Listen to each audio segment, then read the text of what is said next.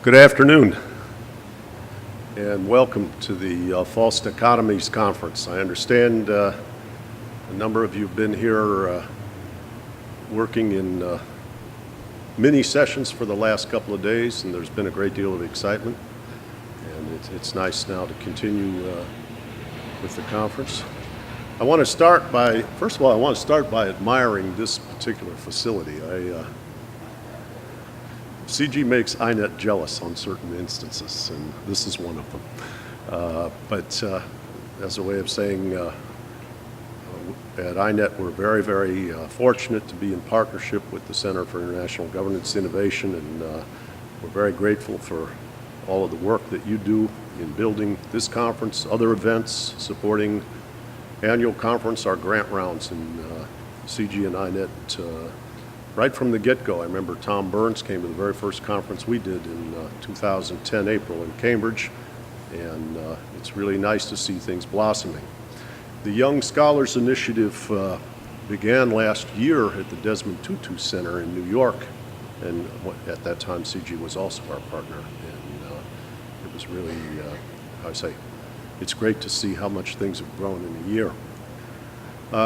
In terms of the particular conference, I also wanted to point out from our staff, Dan Nielsen has done a tremendous amount of work, and Perry Merling overseeing things, and the work that Marshall Arbach is doing now that we let him come home to Toronto, and helping build the relationship and strengthen the relationship with CIGI and INET and with this Young Scholars Initiative is very encouraging from my eyes. So I want to thank you all, and Rohinton, please join me or replace me, I guess, and thank you for all the work that you guys do on behalf of our joint initiative.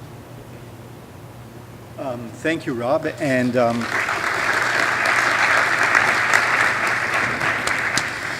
so welcome to Waterloo, welcome to CIGI, and for the minority of you, welcome back to Waterloo and CIGI.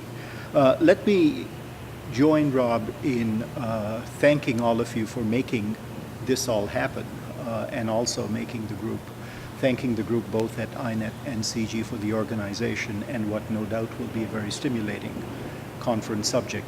My sort of introduction to the subject goes back many years, actually decades, when I was an incoming assistant professor, and as I suspect still the case, was asked to teach introductory economics. And that's textbooks in introductory economics then, and I suspect still are now, was big business. And so one of the regular visits I got was from various salespeople promoting this or the other book. And there were different things they'd feature, but the one common element, it seemed to me, in all of their discourse was where trade lay. And some of them were proud of the fact that the trade section opened the book. Others were proud of the fact that the trade section was in the micro part of the book, and others thought in the macro part of the book. And I couldn't figure that one out. I still haven't quite figured it out, but what I do know is that the successful books were those that actually stimulated the reader to think about the interconnectedness of the various parts of economics, and it didn't matter so much where any particular subject lay or what any particular stream lay. Which brings me to the CIGI-INET partnership. When INET was created some years ago, it was with the express objective of stimulating new ways rigorously of doing integrative thinking. When CIGI was created 12 years ago, it was a similar kind of motivation. The idea was, what are the gaps in global governance? How can research make a difference? And then how can we move all of that into the public policy space? And so when I think of the kinds of things that we work on today, whether it's financial instability or indeed whether it's climate change or anything else, what really matters is rigor and then integrative thinking. And I think that's broadly what the subject of your discourse the next 2 or 3 days is going to be. I'll follow it with great interest, and thank you again. Welcome, and over to Daniel.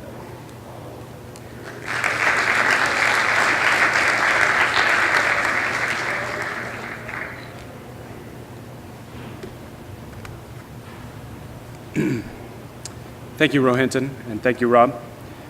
Your words and your presence remind us of the scale of the challenge before us, but also of our fortune in having such inspired leadership and committed support in addressing that challenge. My thanks also to Rohinton and to CIGI for hosting us here on your beautiful campus. Thank you.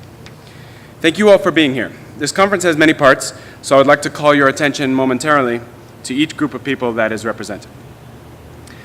Let me first make you aware of an audience whose presence is not physical but virtual. Students around the world who, as part of INET's Young Scholars Initiative, are watching streaming sessions over the internet and participating in a number of ways in what we are doing here. I hope it is an inspiration to all of you, as it is to me, that the hunger for new thinking on the pressing issues of our time is so strong. Here in person with us are 40 graduate students, each attending one of two mini schools, one in economic inequality, one in financial instability.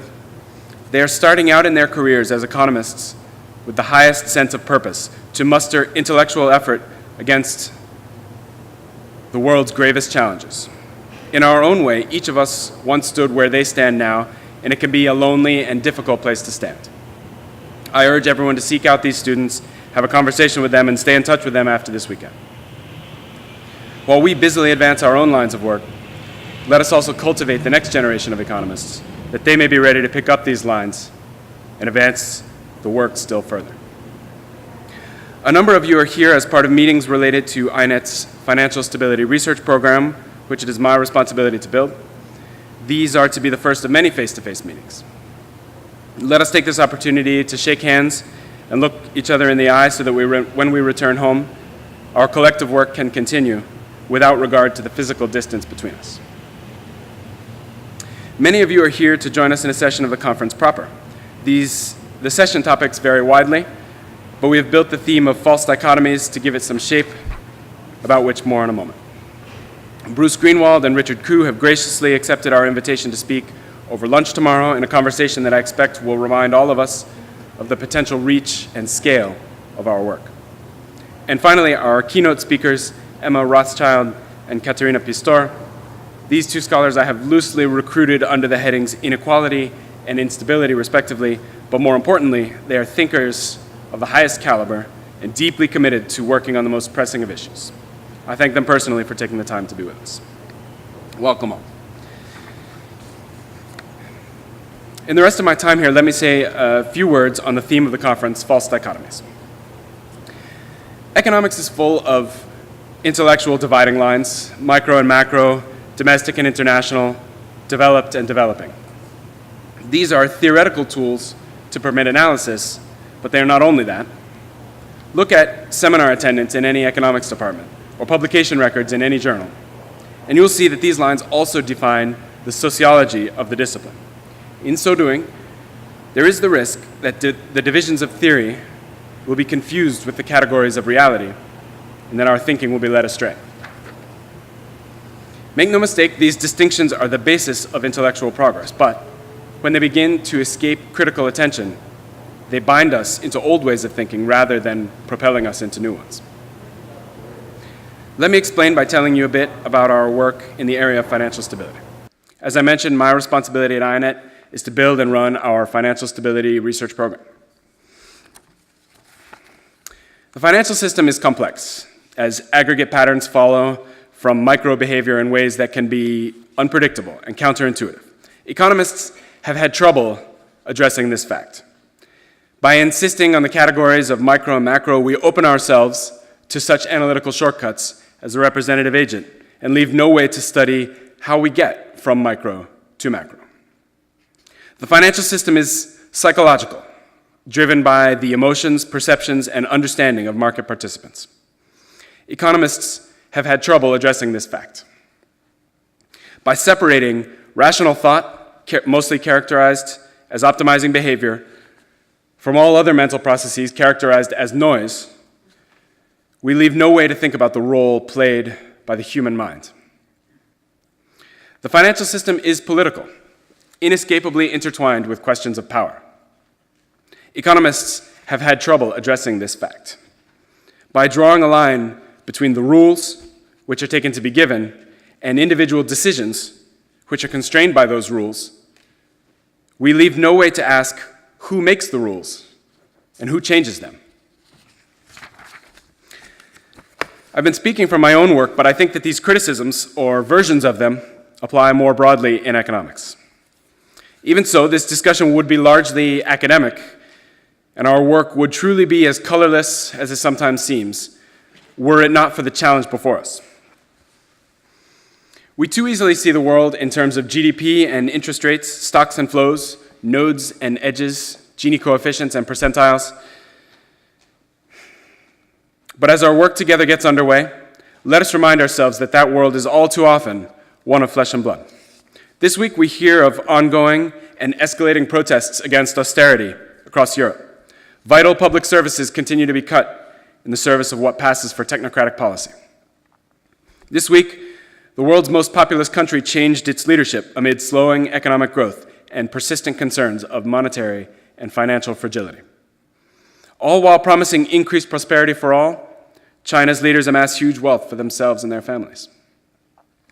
Last week, my country also chose a new leader. I take comfort in the fact that my guy won another term, but it is a small comfort. The electoral campaign laid bare the ugly truth. A country that proclaims the highest democratic ideals, nonetheless, equates the right to spend with the right to speak. Our forebears gave their lives for the right to choose their own leaders, yet we buy and sell power and influence on the open market. And what is critical to our work here, and this is true of my country and all countries, no matter how we may wish to recuse ourselves from the grit and grime of the world's affairs, the thinking done by economists is, and always will be, part of the exercise of power. We can choose what part. To ensure that it serves the cause of good, we must remember that the first test of economic theory is in its reconciliation to the world. By that, I do not mean only econometrics or policy relevance narrowly put. Understanding for its own sake is a noble and legitimate goal. But let us not forget what it is we are trying to understand. It is that same world that quakes from the tremors of financial crisis, that sways and threatens to topple under the strain of inequity. We labor over systems of equations, computer simulations and essays, and well, we should do so. This is the form of our work. But the problems that we address come from the wider world, to which we must always return. If we fail to write the final lines, someone else may write them for us. Second, we must remember what lies just beyond the reach of economic analysis.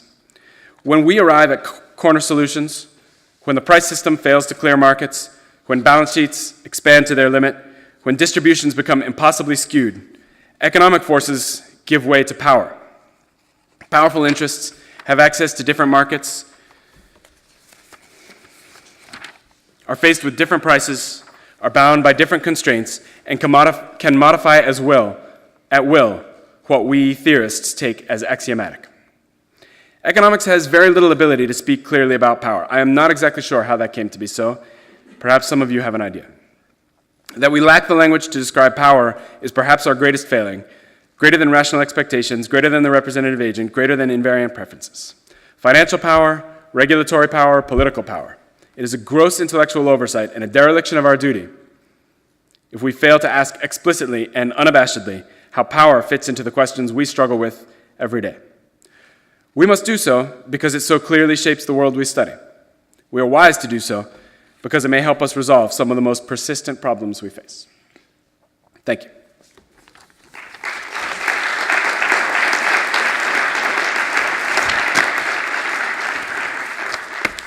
With the mood suitably lightened, let me turn it over to the first session. A quick word to the speakers on this. They tell me that on this screen, when you're running out of time, your slides will disappear momentarily and the time that you have remaining will appear. So do not be alarmed, but wrap up your presentation. Thank you all.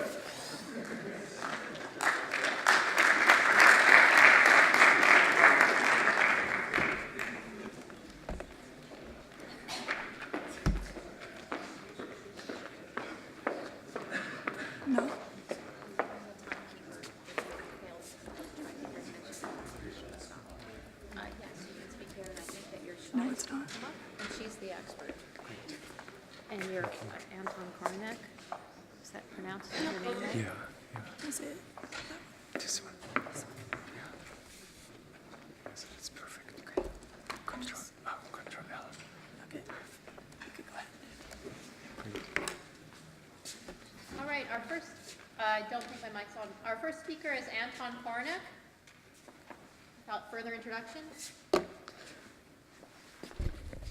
Okay, so thank you very much for the opportunity to speak at this distinguished conference. I'm going to speak about a paper that touches on a number of the issues that Dan has just told us about. And in fact, I didn't realize until I was listening to Dan how closely it is related to both of the mini schools that have been taught this morning and yesterday afternoon. It's related to both inequality and financial instability. So what I want to talk about is basically about the redistributive effects of financial deregulation. And I should also mention, I'm very grateful that this research has been supported by CIGI and INET through one of their research grants. So this is joint work with a student of mine, Jonathan Creamer. Before I dive straight into the material, let me maybe place my talk into the broader context of the theme of the conference. So the theme is false dichotomies. The dichotomy that I want to speak about today is the one between efficiency and redistribution. Much of modern welfare economics analyzes the efficiency of the economy, the efficiency of various policy actions in a way that just disregards the redistributive effects, making the implicit assumption that redistribution can be taken care of as a separate issue. So to give you just a couple of examples, when we talk about financial regulation or deregulation, most of the papers that I know ask the question, well, what's efficient? They don't really talk about the redistribution that arises from whatever regulations we impose. If we look at labor market regulation or deregulation, much of the language that economists use is about, well, what's the efficient thing to do? Even though we know that there are first-order redistributive effects evolved. And in the context of trade policy, very similar issues arise. Redistribution is always a primary aspect of any public policy and of any economic effect more generally. Because we know that even though all our theories say, well, we can always compensate the losers, in practice, this is very often not done. Well, what is even worse, sometimes I think the language of efficiency is used to sell redistributions that are actually inefficient. So we can see that, for example, in the context of rent seeking in financial markets, where the involved negotiators often claim that, well, something is for the sake of efficiency, when in fact it is really because it helps their bottom line, even though it introduces a distortion into the economy. So the focus of my talk is on the redistributive effects of financial deregulation more specifically.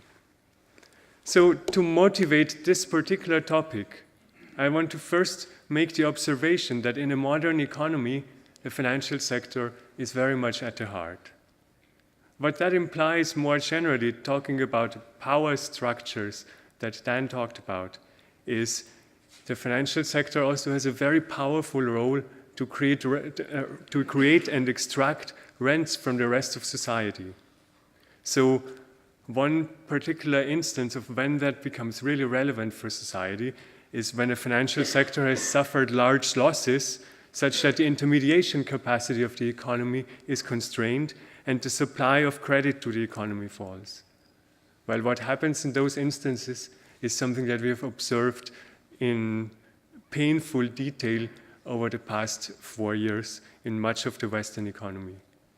If credit intermediation declines because the financial sector runs short of capital, it implies we have less capital investment, we have less demand for all the other productive factors in the economy that rely on investment, such as labor, land, natural resources.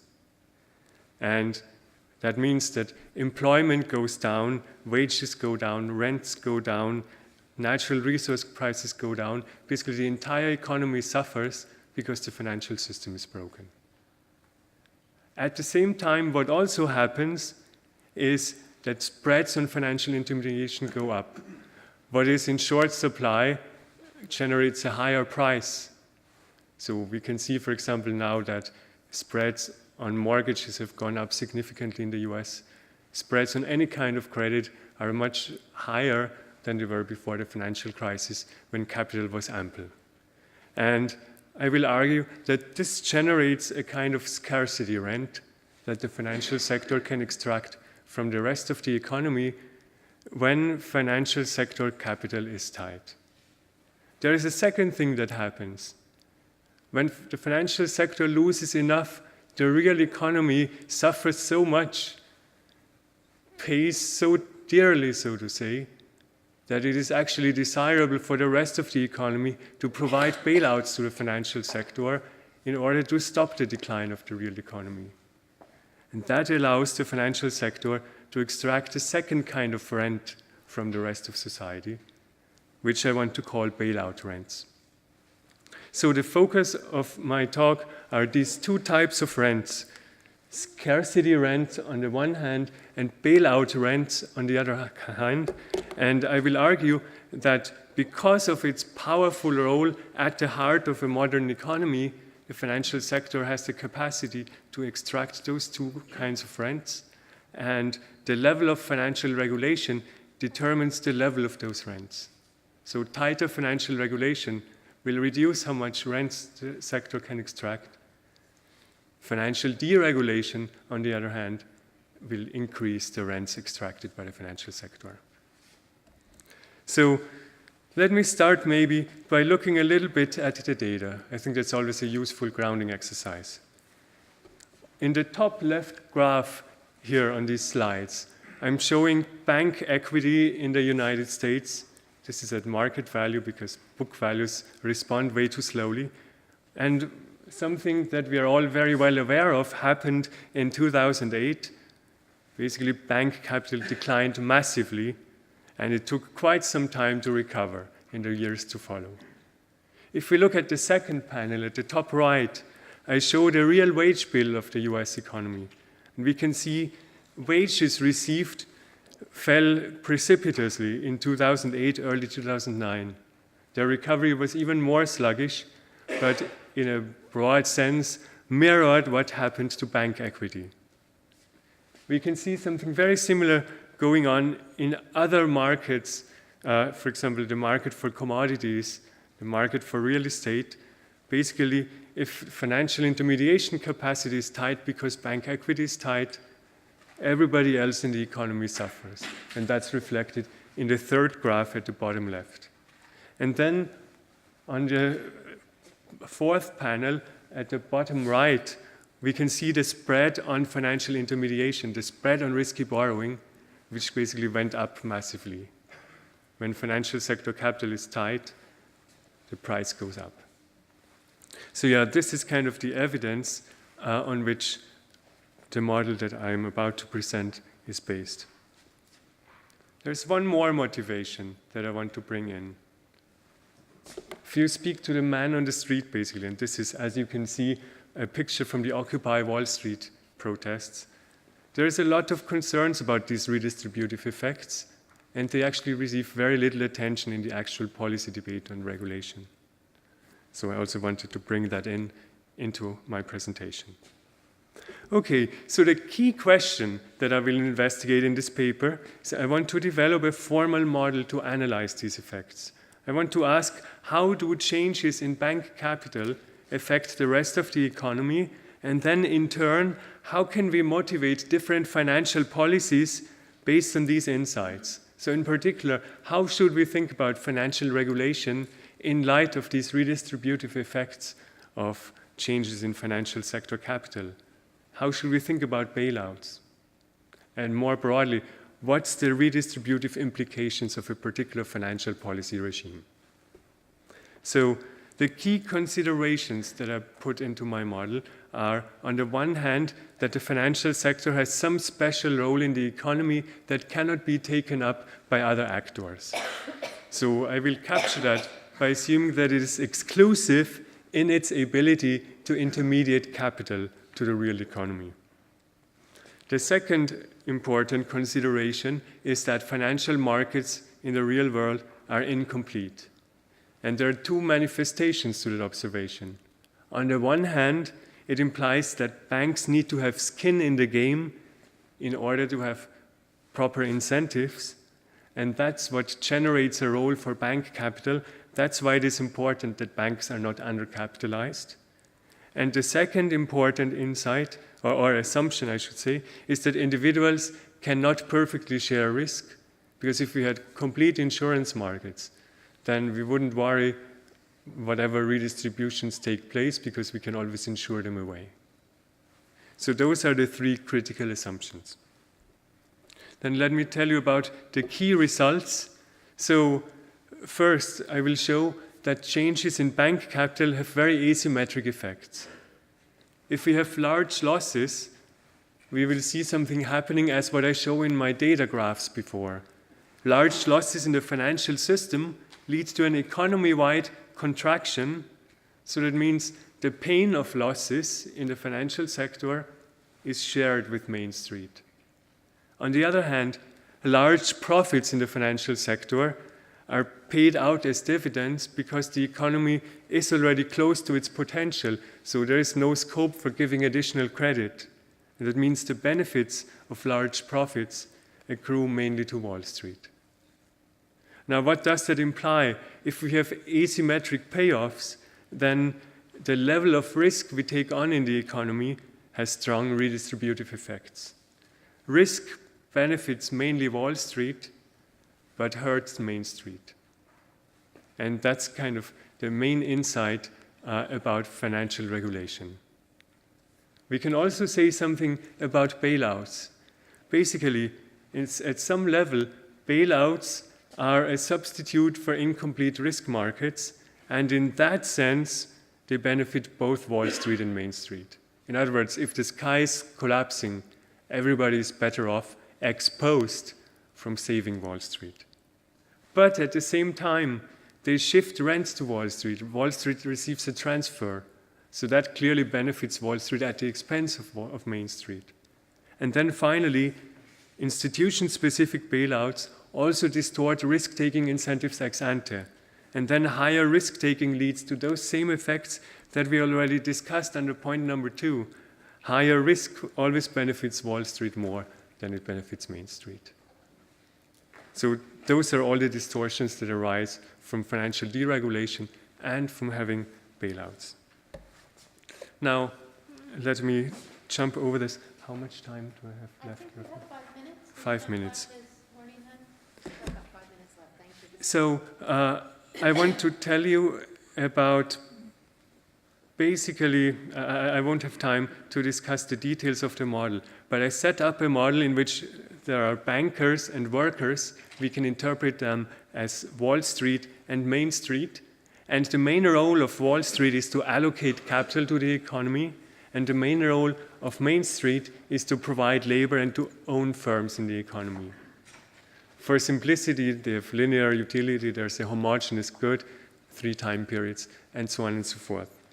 Then what happens is, in period 0, bankers are born with capital and need to decide how much risk to take on. In period 1, depending on their level of risk-taking, a level of bank capital realizes, and bankers have the ability to use that capital to provide loans to the real economy, and that's where capital constraints matter. So if bankers don't have enough capital in this period 1, output in the real economy will be constrained. And then in the final period, bankers receive a payoff, basically their returns on lending. Workers receive wages, and the economy is over. So how do the workers work? In period 1, they just provide whatever labor they have, and they earn a wage. In period 2, they receive their wage and consume, and that's all that they do. They're pretty passive agents.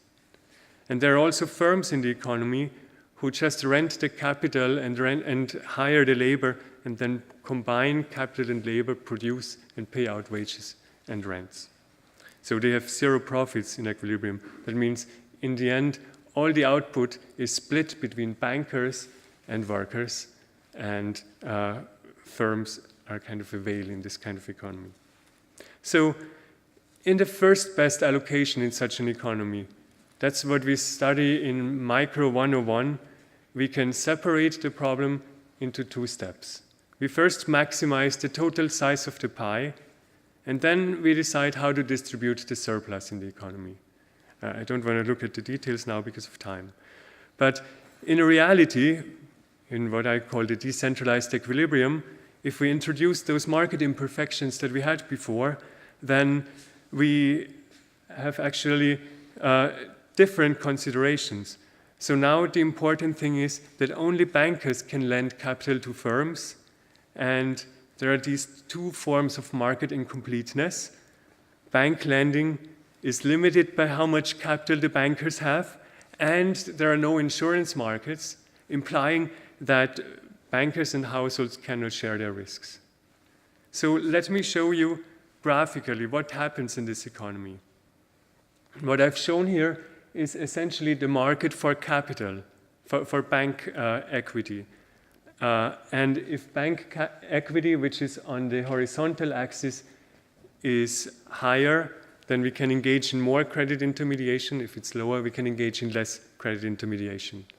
So you can see 2 lines here in this picture. One of them is downward sloping, which is the marginal return to capital. And that's just the standard demand curve for capital in the economy. That's why it slopes downward. The second line you can see, and for simplicity here it's linear, is the supply of capital from workers to the firms. And that's just linear here. Now, in an economy where bankers have the optimal amount of capital, let's call it K star, they can intermediate up to the point where the demand and supply of capital meet.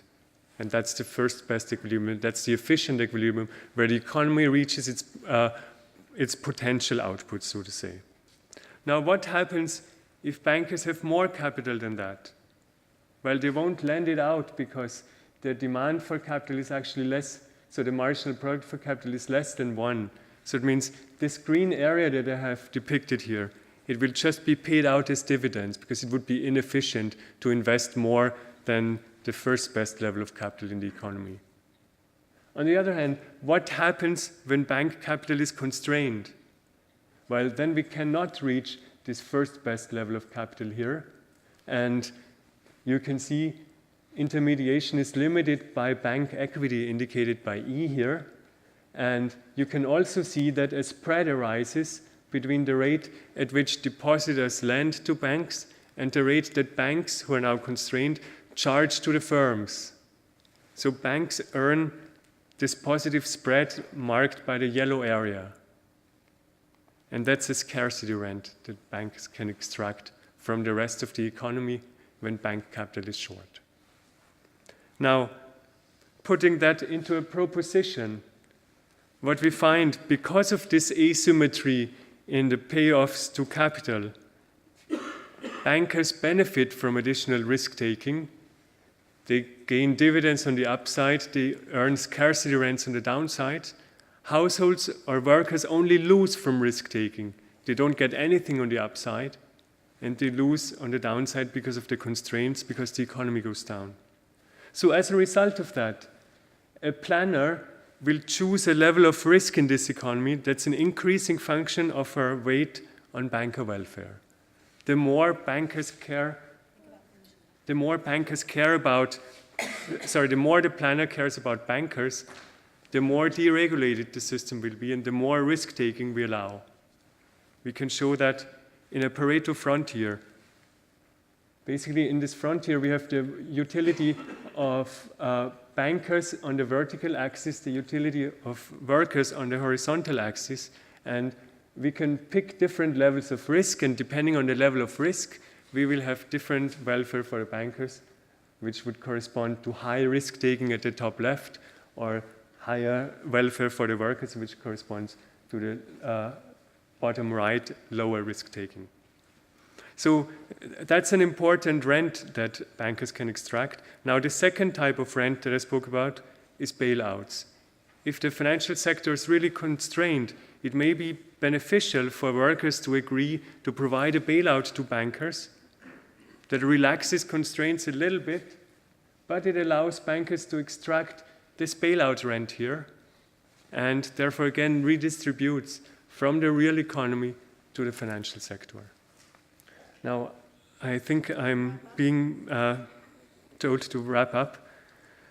So to conclude, what we can learn from this view of financial regulation is that changes to bank capital have these asymmetric effects. The gains arise solely to Wall Street, but the pain is shared with Main Street. Therefore, risk-taking has important redistributive effects, and tighter financial regulation helps Main Street at the expense of Wall Street. Now, allowing for bailouts at the first level helps both of them when we are already in a financial slump. But it shifts additional rents to Wall Street, and it increases the risk-taking because it increases risk-taking incentives, and that hurts Main Street even more. Thank you. Thank you very much.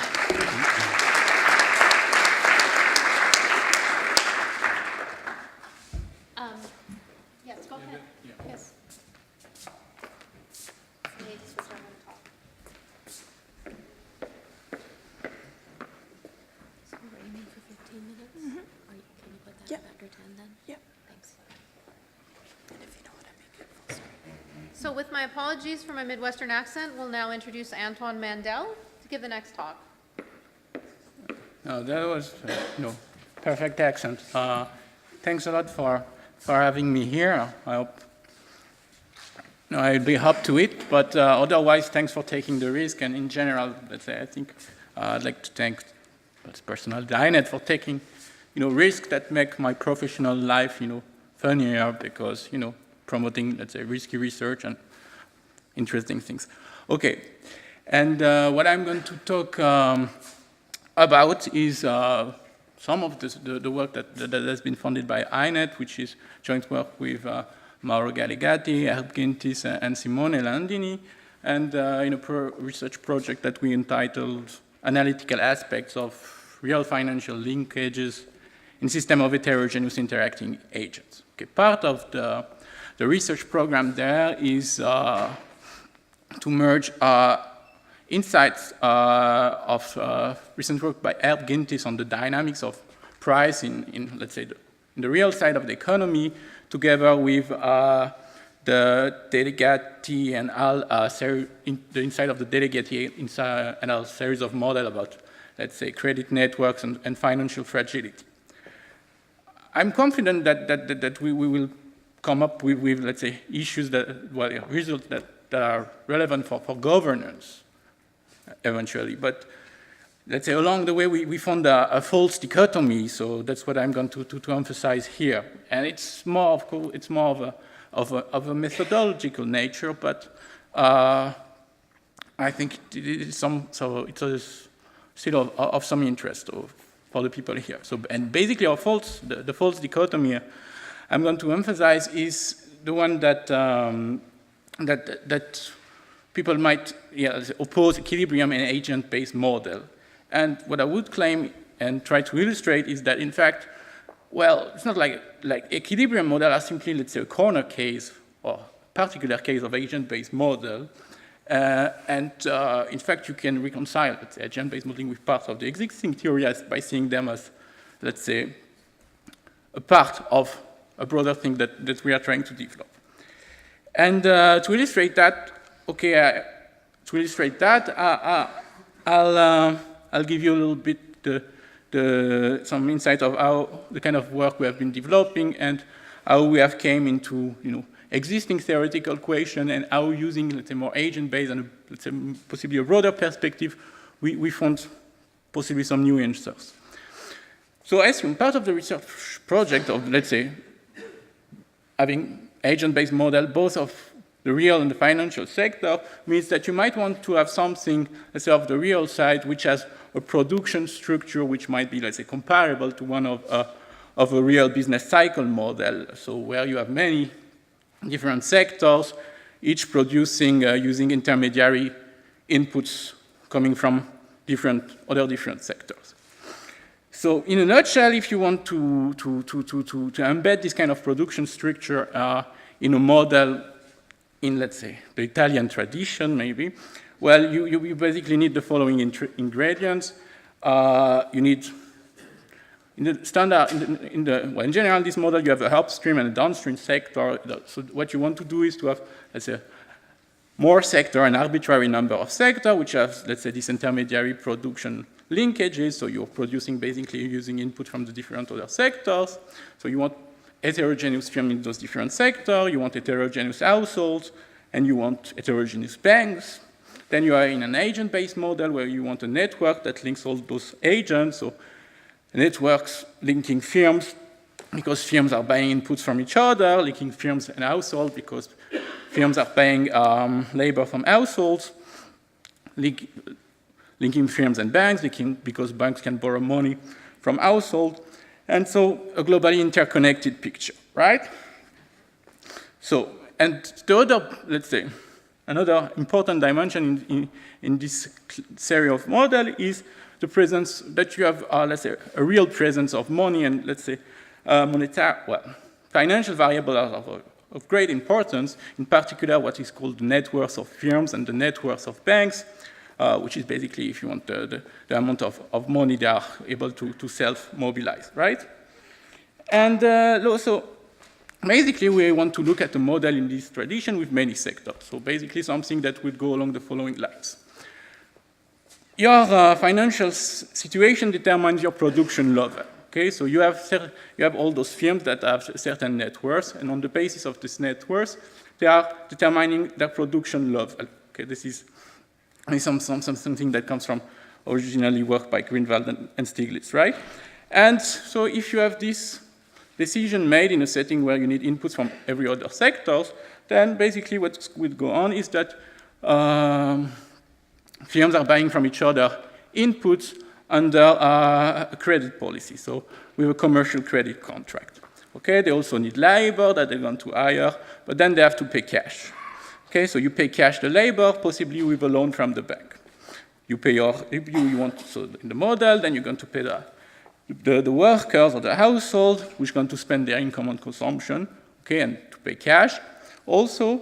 And given the various linkages between inputs purchase and sales of goods for consumption, so on, well, there is a certain number of trades that have been acted, and then you got to clear this periodically. Okay, you can implement some clearing algorithm, and then you find eventually yourself with certain profits for the firms and certain profits for the banks, and this, okay, is a period of such an economy. Okay, so that would be the sketch of the kind of model we want to put in place, okay? But now if you want to organize all that, okay, in particular the trade of various input between firms and decision, for example, about the input mix, well, you probably need prices, right, to a little bit organize that, right? So what about prices in this setting? So to look about prices, let's say, in the real side, let's first say that, well, the first idea is that you want to have something that you can, the things fixed on the financial side. So in particular, assume that, okay, there's no monetary creation in your model. That could be, let's say, a useful benchmark case. So in this setting, then, the wages you're going to pay to consumers are going to come back to the production sectors or consumptions. And let's say, if still for sake of simplicity, you assume that, let's say, the interest rate is zero in the aggregate. In the aggregate, so basically, the credit that the firms are going to come to get from banks, they're going to give it back to banks. So at the aggregate level, the production sector must break even. But in nominal terms, if there is no monetary creation. But this means what? That you are in a setting with different sectors. Okay, so the profits of a sector are the losses of another sector. And if this is the case, and if you are in this setting where, in fact, your financial worth determines your production level, or in general, in any setting where losses of certain production sector are not subsidized by some kind of redistribution scheme, it must be the case that, in average, all the sectors must break even, because otherwise they are going to collapse. So what this suggests is that, well, if you want something sustainable without monetary creation. So as a benchmark case, this is not something, a model of the real economy, which has been creating, let's say, money consistently. But let's say this benchmark case that you want to identify in your agent-based model seems to tell you that in this setting, the only sustainable state would be equilibrium. So then, if you want to implement, well, if you want to think about that, well, you got to solve a rather old problem, which is, okay, I want to have my model working even though without monetary creation, just to be sure, because well, I had a message of 15 minutes right at the beginning, so this is 5 minutes. 5 minutes remaining. Okay. You've talked for 10 minutes. Okay. So then, so you're back to a very old problem, which is how are we going to stabilize? How could possibly prices adjust to equilibrium value in this setting? So this is basically the Sonnenschein-Mandel double theory. So a contribution we have made on this is based on previous work by Jenkins, simulation work. Okay, and now we have, during the course of the beginning of the project, put it in an analytical form. And the basic issue that we have been putting forward is based on this idea of private price. Okay, so if you are in a setting where you consider that a setting where each agent has a private price, which represents its prior, let's say, about achievable or acceptable exchange ratios in the economy. So each agent has a private price. That's the core idea. In this setting, then you can say, okay, based on my private price, I'm going to accept trades which have positive value, reject trades which have negative value. I'm in an agent-based setting, I'm going to meet certain people and try to trade with them. At the end of the day, there would be an allocation of goods, let's say, in a simple setting, which depends on the distribution of private prices. This is basically a game where those agents use private prices as strategies. Okay, and what we have been able to show recently, in fact, is under relatively mild conditions, well, the only strict Nash equilibria of this game, okay, for certain well-behaved, let's say, allocation schemes, are the equivalent of general equilibria. Okay, so strict Nash equilibria are more or less equivalent to general equilibria in a certain sense. Okay, so why is this relevant for our purpose? Is that strict Nash equilibria have very strong stability properties in multi-population game. So in fact, what I'm saying is it seems to be the case that under, let's say, evolutionary, under replicator dynamics, which is basically can account for a wide class of, let's say, evolutionary dynamic based on imitation and mutation processes, well, general equilibria can be stable when you consider those systems based on private prices. And when you have, let's say, decentralized agents updating their prices on the basis of imitation and mutation. So this means that then you can go back from, let's say, this more theoretical work to implementation in agent-based models, and you can, let's say, implement pricing behavior, let's say, much more detailed price behavior in this kind of, let's say, financial fragility model, okay, and consider, for example, that all those agents have private prices, and this is quite handy to define the behavior of this agent, for example, firm determining their input mix by, let's say, cost minimization, household determining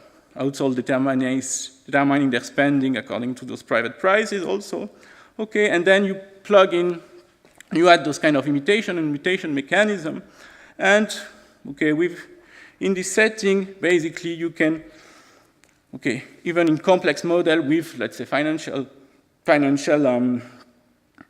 instability, initially, you can, let's say, provide, in a setting where there's no monetary creation, again, you can replicate results which look similar to the one that Jenkins had in, let's say, simpler setting, which is that if you start initially like on the upper left, okay, with a distribution of prices that is with a lot of variance, then you see in the middle panel that the variance is decreasing over time, and that you can more or less establish an equilibrium, okay, this setting. So basically, the idea that I try to put forward about the, let's say, going back to this idea of false dichotomy, okay? So first, you had, what we have done is partly to have, let's say, a broader view, possibly on a little bit, thanks to having well, while developing agent-based model, you need to think a little bit from a broader perspective and take into account, let's say, the dynamics even out of equilibrium. So you're looking at equilibrium from, let's say, upper view, kind of. And then, so basically, then it seems that we can characterize, let's say, equilibria as some kind of natural state in a setting where there is no monetary creation.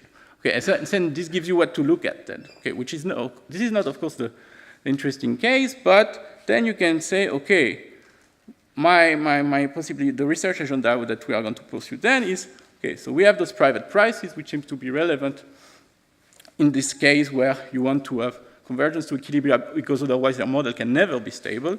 And then basically it's the case that this pushes you towards, let's say, integrating further real and financial models, because what this says is that money creation is the possibility for disequilibrium on the real side from a very broad and aggregate perspective. But, well, this is that's now the research line that we'll be pursuing. Thanks. Thank you.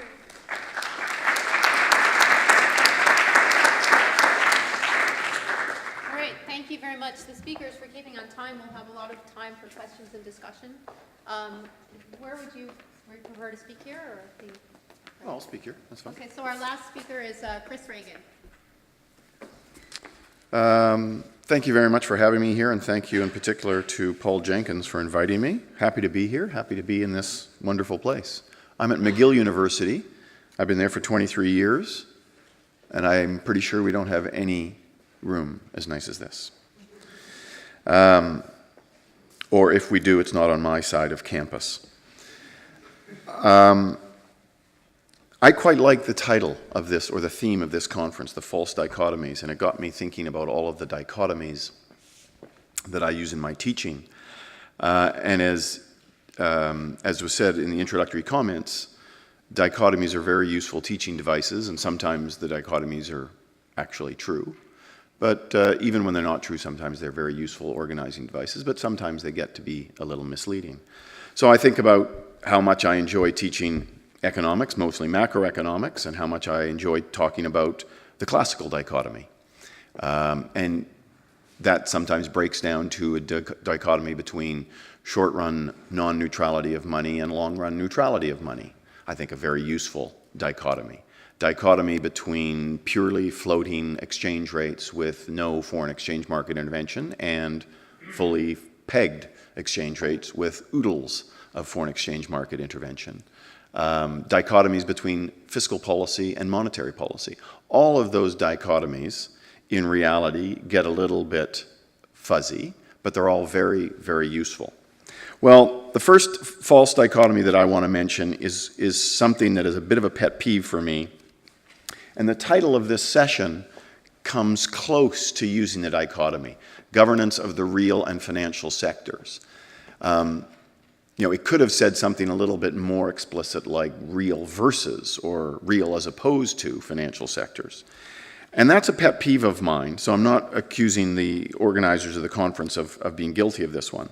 But one of my pet peeves is the habit by some economists to talk about the financial sector as if it is somehow separate from the real economy.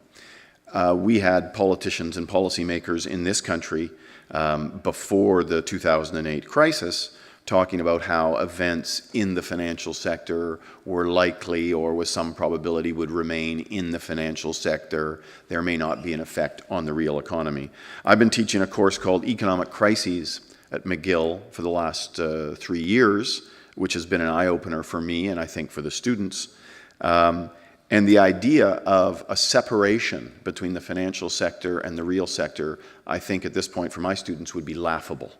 It is very difficult to read any history of financial crises and think about a separation between financial and real economies. I like to think of the financial sector, or credit in particular, like electricity. And as Anton said in his talk, the financial sector is a very important, or credit in particular, is a very important input to the production process. Nobody would ever think about talking about electricity as separate from the real economy, or oil separate from the real economy, or labor separate from the real economy. But somehow we've gotten into the habit of thinking about the financial sector and its products as being somehow separate from the real economy. And I encourage us not to do that. But that's not what I want to talk about today.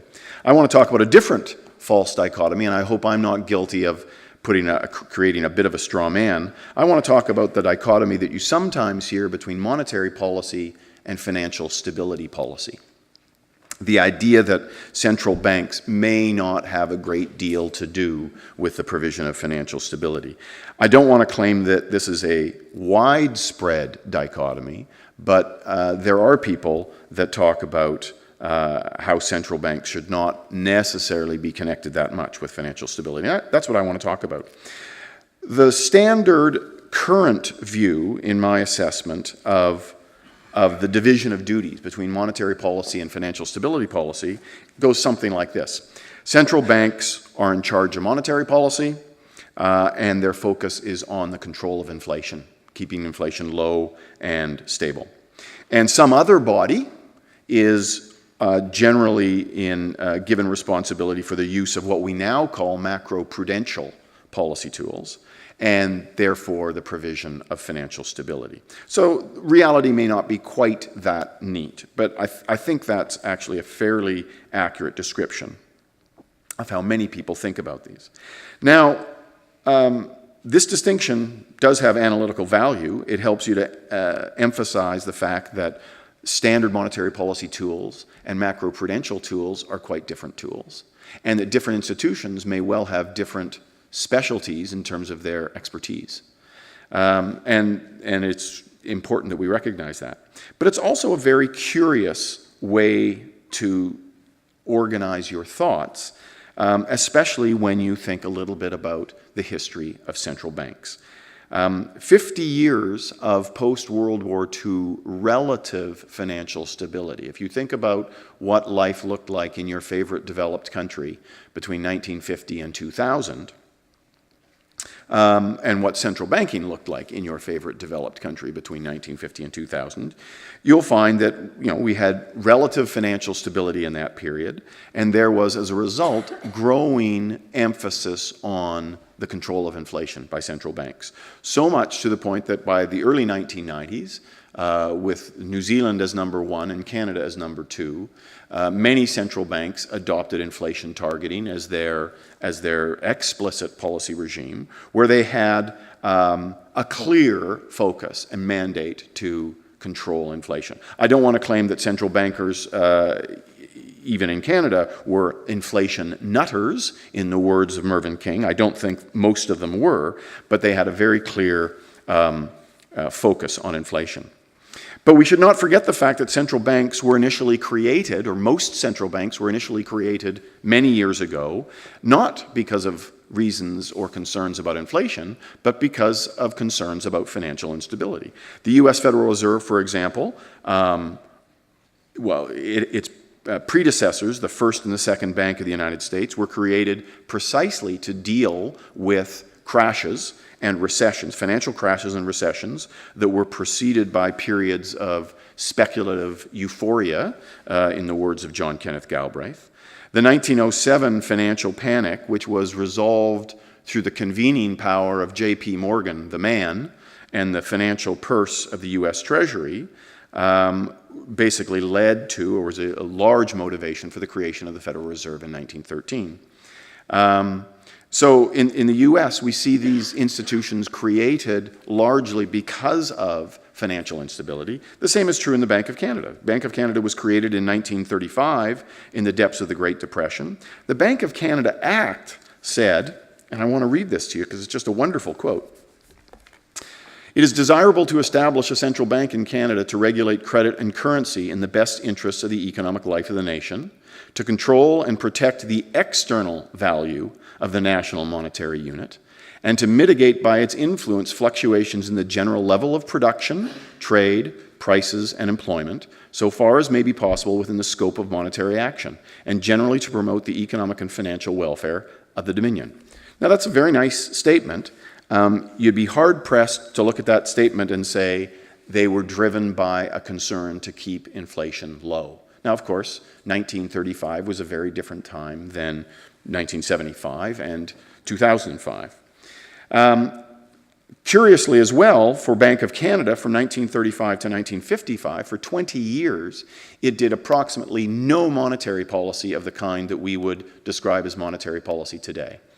Part of that was because for many of those years there was a fixed exchange rate, so that fixed exchange rate was its monetary policy. But it was also the fact that at that time there was a clear belief on the part of policymakers that a better tool for inflation control and a better tool for demand management was fiscal policy, was active fiscal policy as a way to manage demand and contain inflationary pressures. So it is interesting to me how times have changed.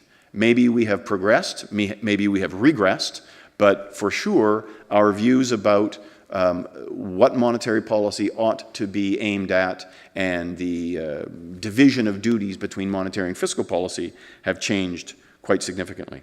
So by 2007, at the beginning of the most recent crisis, central banks had almost a total focus on inflation control. Financial stability was very much to the side, very much outside the main focus. But of course, the last few years have shown us a great deal of financial instability, which of course brings us to the question, what should central banks be doing? Well, in addressing the question about what central banks should be doing in terms of the provision of financial stability, I'll draw a little bit on some work that I've done on this. Paul Jenkins and Gordon Thiessen have written a paper for C.D. Howe on this issue. I've written one, and John Crow has written a couple in the last year or 18 months. I start with the recognition that most central banks still have a single policy instrument. I think of that instrument as the balance sheet. You can think of it as interest rates, you can think about it as money supply, but fundamentally you've got a balance sheet, which really means you've got an instrument for the central bank. And that suggests, and I think Tinbergen's Nobel Prize is still valid, that it suggests that with one instrument, a central bank can really focus on one policy objective. So if we, broadly, not just the central bank, want to achieve financial stability as well as inflation control, it suggests that we need more instruments. And those instruments are macroprudential policy instruments. That's, of course, the term that we use these days. So here we're talking about capital levels in banks, possibly liquidity levels, probably terms on mortgages, possibly terms on mortgage insurance, maybe even back to capital ratios, maybe thinking about cyclical or pro-cyclical capital ratios to actually remove some of the pro-cyclicality that naturally enters into financial markets. But the question then is, who is going to use the macroprudential tools? Who is going to be assigned the responsibility and the authority? Who's going to be accountable in their use? And I see this as two broad choices. Choice number one is the central bank takes authority, a responsibility, if you like, for two things. They maintain responsibility for the control of inflation, and you add to that a responsibility for achieving financial stability. Well, that's only going to work if central banks are then given the use of the macroprudential tools. So you have now the central bank not just changing their policy interest rate, but the central bank also changing terms and conditions on mortgages or capital ratios for banks, etc. This introduces a bunch of issues. Number one, what are the trade-offs between the various policy tools? Not just the various macroprudential tools, but what are the trade-offs between those tools and the standard monetary policy tools? Sometimes the goals of the objectives of monetary policy and financial stability will be aligned. Sometimes they will be unaligned. Disaligned? Malaligned? Unaligned. One of those words. So understanding the trade-offs between the macro policy tools and the monetary policy tools is important. There's a question about accountability. If a central bank is charged with achieving both inflation control and financial stability, and there is some competition between those goals, how does the central bank, how are they held accountable for that? And of course, the credibility issue. Right now, a very important part of monetary policy we have learned over 20 years, 20 plus years of inflation targeting is the maintenance of credibility. People come to believe the inflation target because the central bank has shown itself prepared to take the actions necessary to achieve the inflation target. And a very real question then is what happens to the central bank's credibility on its inflation target if it's also at the same time trying to achieve financial stability, possibly at cross purposes. That's choice number one. There's a bunch of difficulties in that. Choice number two, it seems to me, is the central bank maintains authority, responsibility for inflation control, and some extra body, some other body that is not the central bank, is given authority to achieve and maintain financial stability. Well, what that seems to imply, in my view, is that you therefore need a forum for discussion about financial stability. The central bank has expertise that no other organization has. There are other organizations, like securities regulators, possibly in Canada, the CMHC has expertise presumably on the housing market. The CDIC has expertise on deposit insurance. The bank regulator has expertise on what's going on in the banking system. If you're going to take this approach, it seems to me that you need a forum to get the relevant parties together around the table to discuss the various aspects of financial stability. But that opens up then a set of problems, which is how do you make decision-making, how do you come to decision-making in this group? Who is the chair of this group? How do you establish the trade-offs among the various tools? That's the same technical problem that existed in choice number one.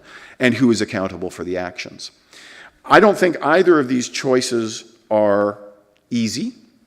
There may be a third or a fourth choice, but conceptually it seems to me that you can break things down into either the central bank has the responsibility or the central bank doesn't. And if the central bank doesn't, somebody else does. So it seems to me it comes down to choices one or two. Both of them difficult, both of them messy, both of them hard to model. In Canada, we have inherited and maintained, I suppose, the second approach. But I'm not convinced that we have really decided, that we've really thought it through fully and made the system as effective as it may need to be in some future financial crisis that might actually start on Bay Street instead of Wall Street. I'm not convinced that we have all the right parties at the table yet, and I'm not convinced at all that we have all the trade-offs among the various policy tools figured out. I hope that all of those discussions are going on, and if they are, I wouldn't know about it. I guess they could announce to the world that those discussions are going on, but the nature of the beast, I think, is that these discussions will take place behind closed doors. So I will just hope that those discussions are going on and that these issues are being discussed. Which I want to close then with a final false dichotomy. And the false dichotomy, well, actually this one really is a real dichotomy, but it shouldn't be. The dichotomy is policy in models versus policy in the real world. Policy in models looks very different than policy in the real world. I had the pleasure and the honor, the good fortune of spending 2.5 years in Ottawa on 2 different stints. For 1 year, I was the special advisor to the Governor of the Bank of Canada, where I learned a great deal about how monetary policy takes place in the real world.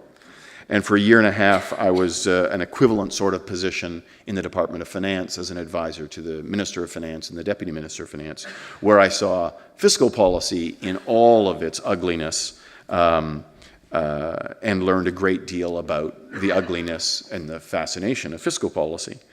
And to me, those were brain-changing experiences. I could not return to my classroom or to my computer and think the same way.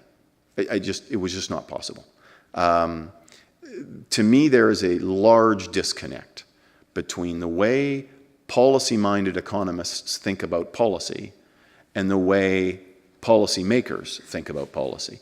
And I'm not saying that either one is wrong. Both have their valuable insights. Modelers, of course, or academics, tend to simplify things. We build models to simplify reality, and we have to do so, and it's crucial that we get the insights from those models.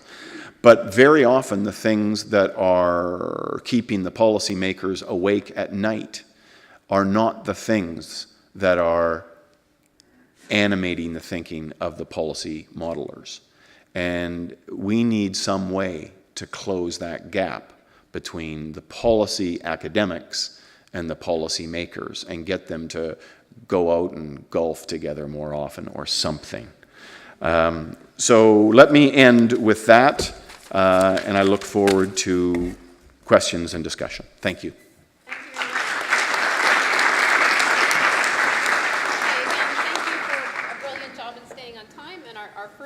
Respondent is Cars Holmes, who I believe has some slides.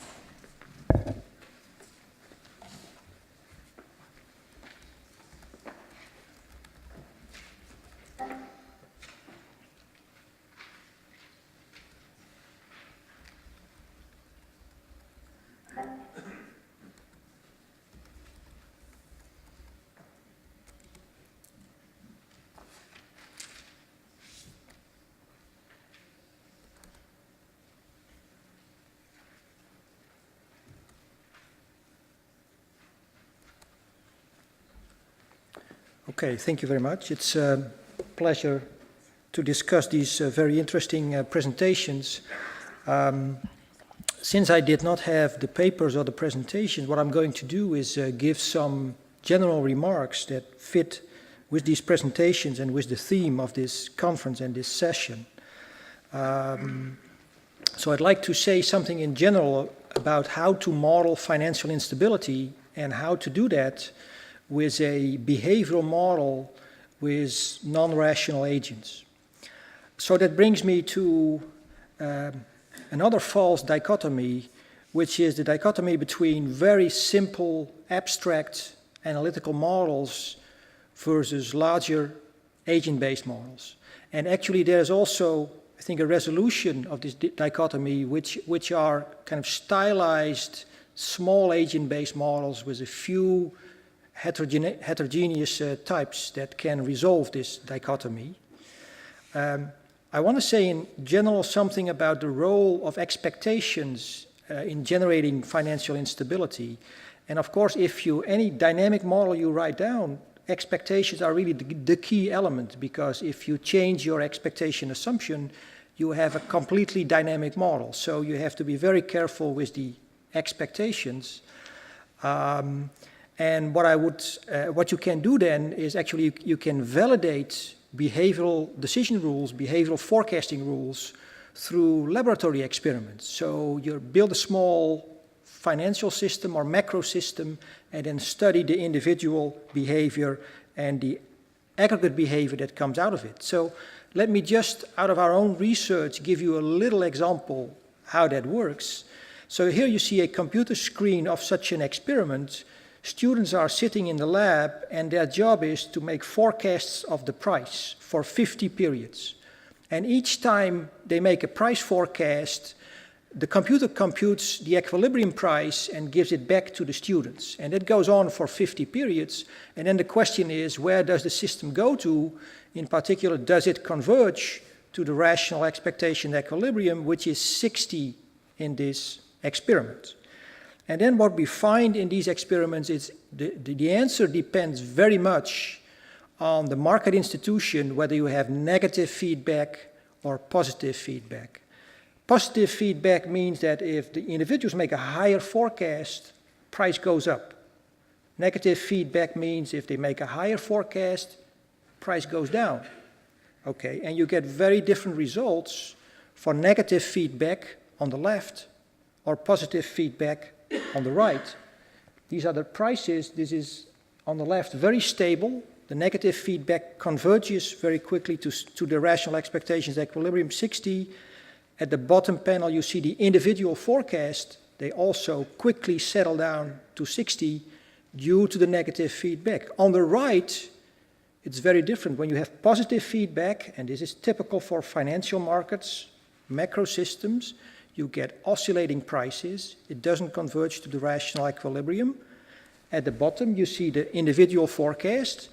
What you see there is you get very quick coordination on the wrong price, around 30 within a few periods, and that's not the rational price, and therefore the market fluctuates. So this is just, here is a very simple simulation model, behavioral model, that explains these experimental data. On the left, the red dots are the experimental points, the green points is the model simulation. At the top, you see the negative feedback, at the bottom, you see the positive feedback, and on the right, you see how the fractions of the different forecasting strategies change over time. There is some learning here that agents tend to follow strategies that did better in the recent past. And that explains the results on the right.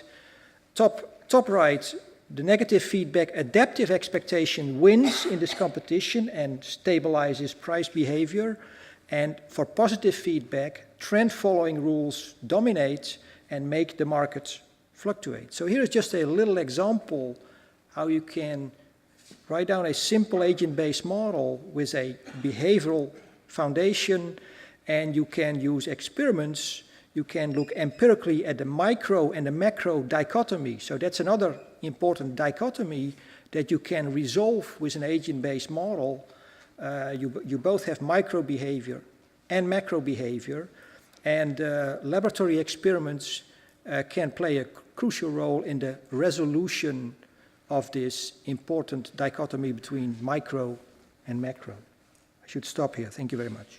Thank you.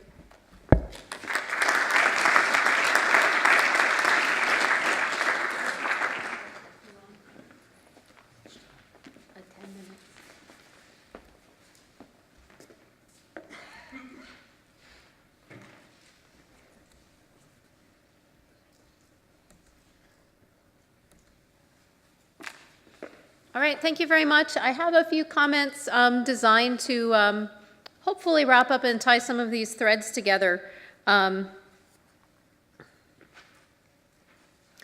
So what we've seen are basically not necessarily too many technical details of models, but 3 examples of different approaches to economic analysis.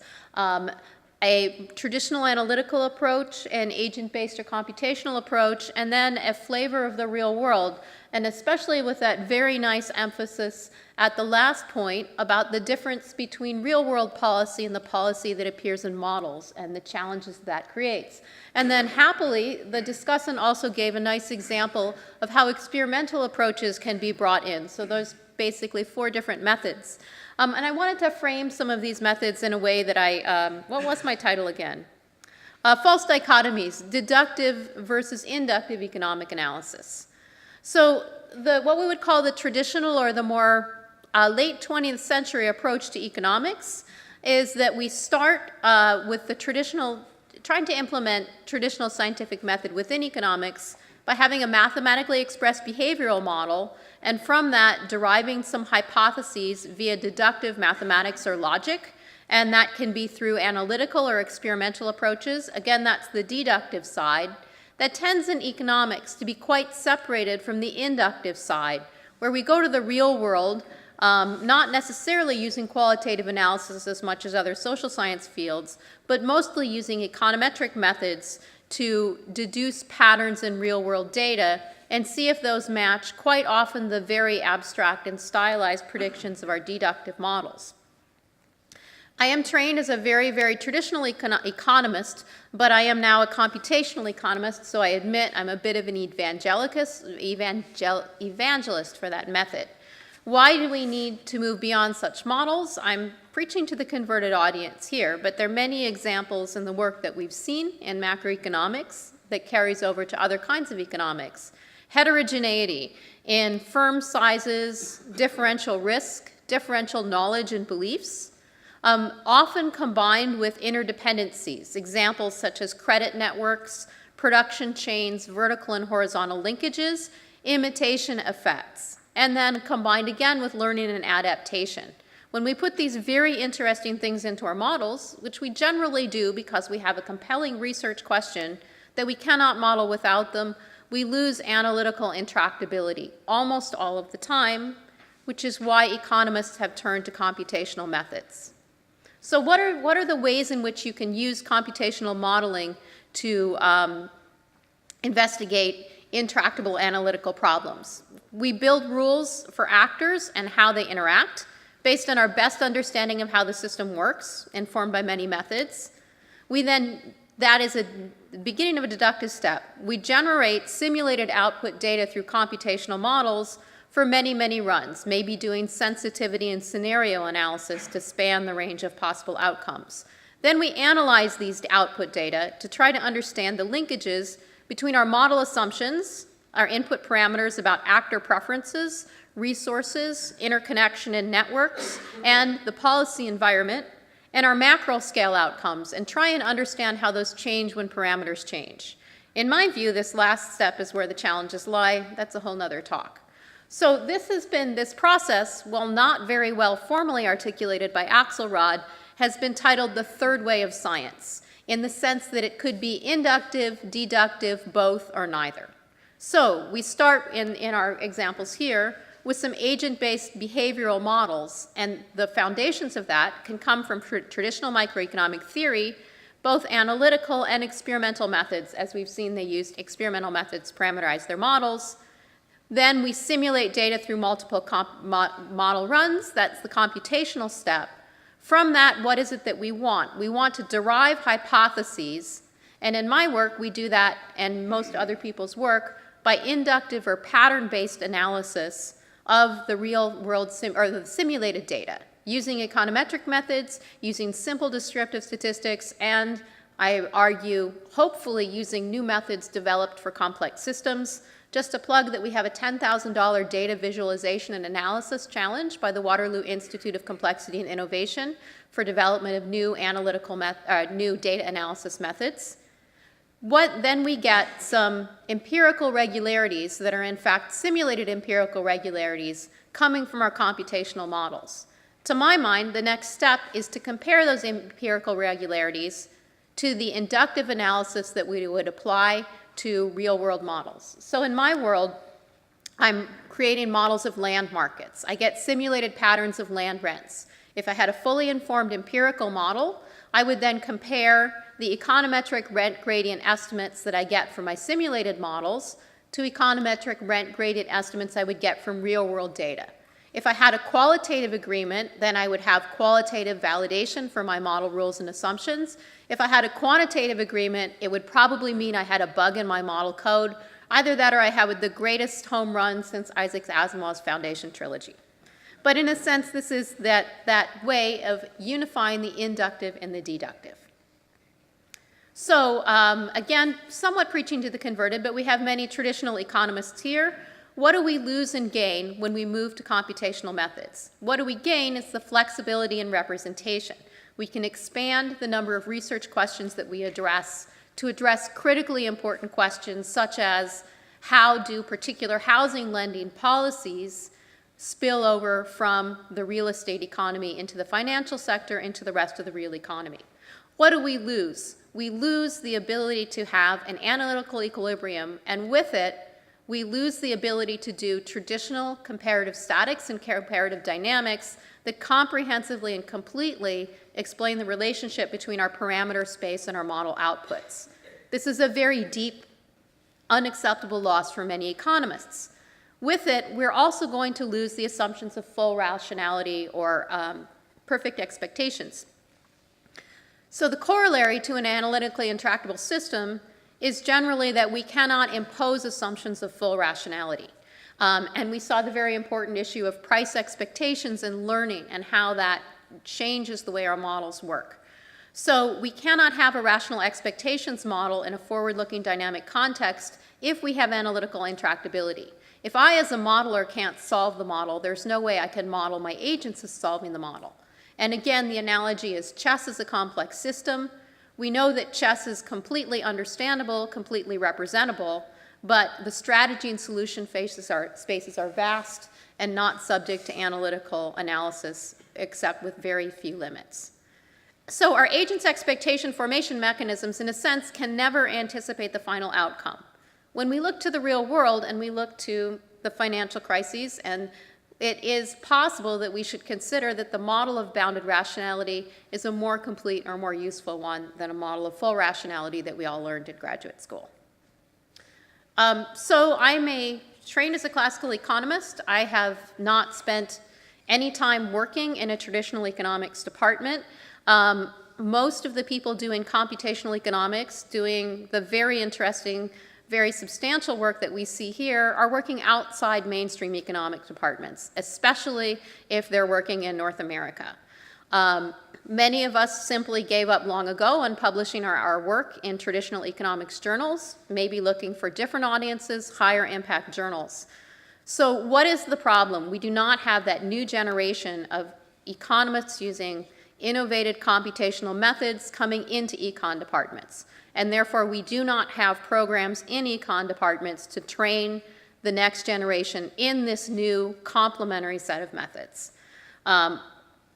Why is this? That is another question that I won't address, but I would argue that we really need a cultural change. We need to look not under the light post for the research questions, because that is where the light is. We need to look to the real world and accept messy research questions that can't be modeled analytically. We need to accept a greater degree of uncertainty, a greater degree of risk, and a greater degree of messiness in models. There is not one answer. We will never find the one answer. The bullet point I didn't put in here, but I should have, is we need to subject our models to real-world validation. People will run an econometric model, never look down the road and see how well it did.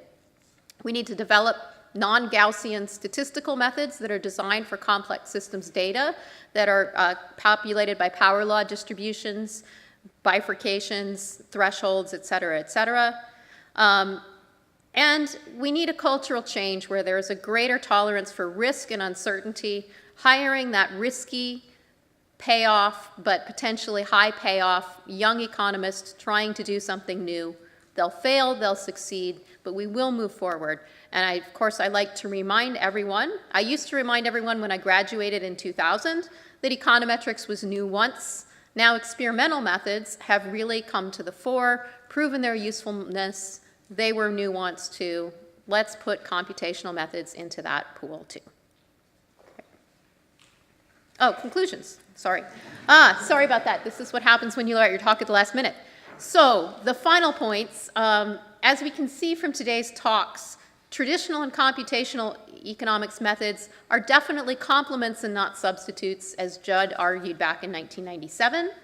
And that what you see in most of these projects is that analytical, experimental, statistical, and computational methods are unified to create larger models of larger research questions and larger systems that seamlessly unify the micro and macro scales, the most popular false dichotomy here, and allow for exploration of our most pressing research questions. All right, thank you very much. And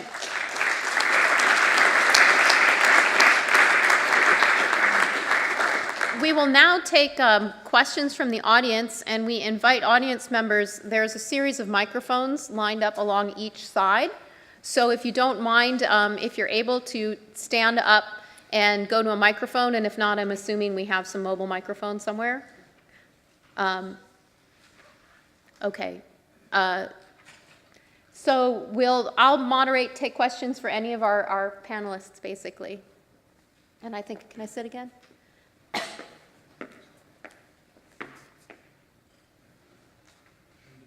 Thank you. If you want to come to the side and ask your question.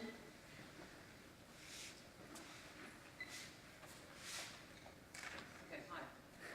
Can you hear, or is this functioning? We can hear you, I think. Okay, great. One question I wanted to raise for the first speaker, and I think the third speaker spoke about this as well, and that is that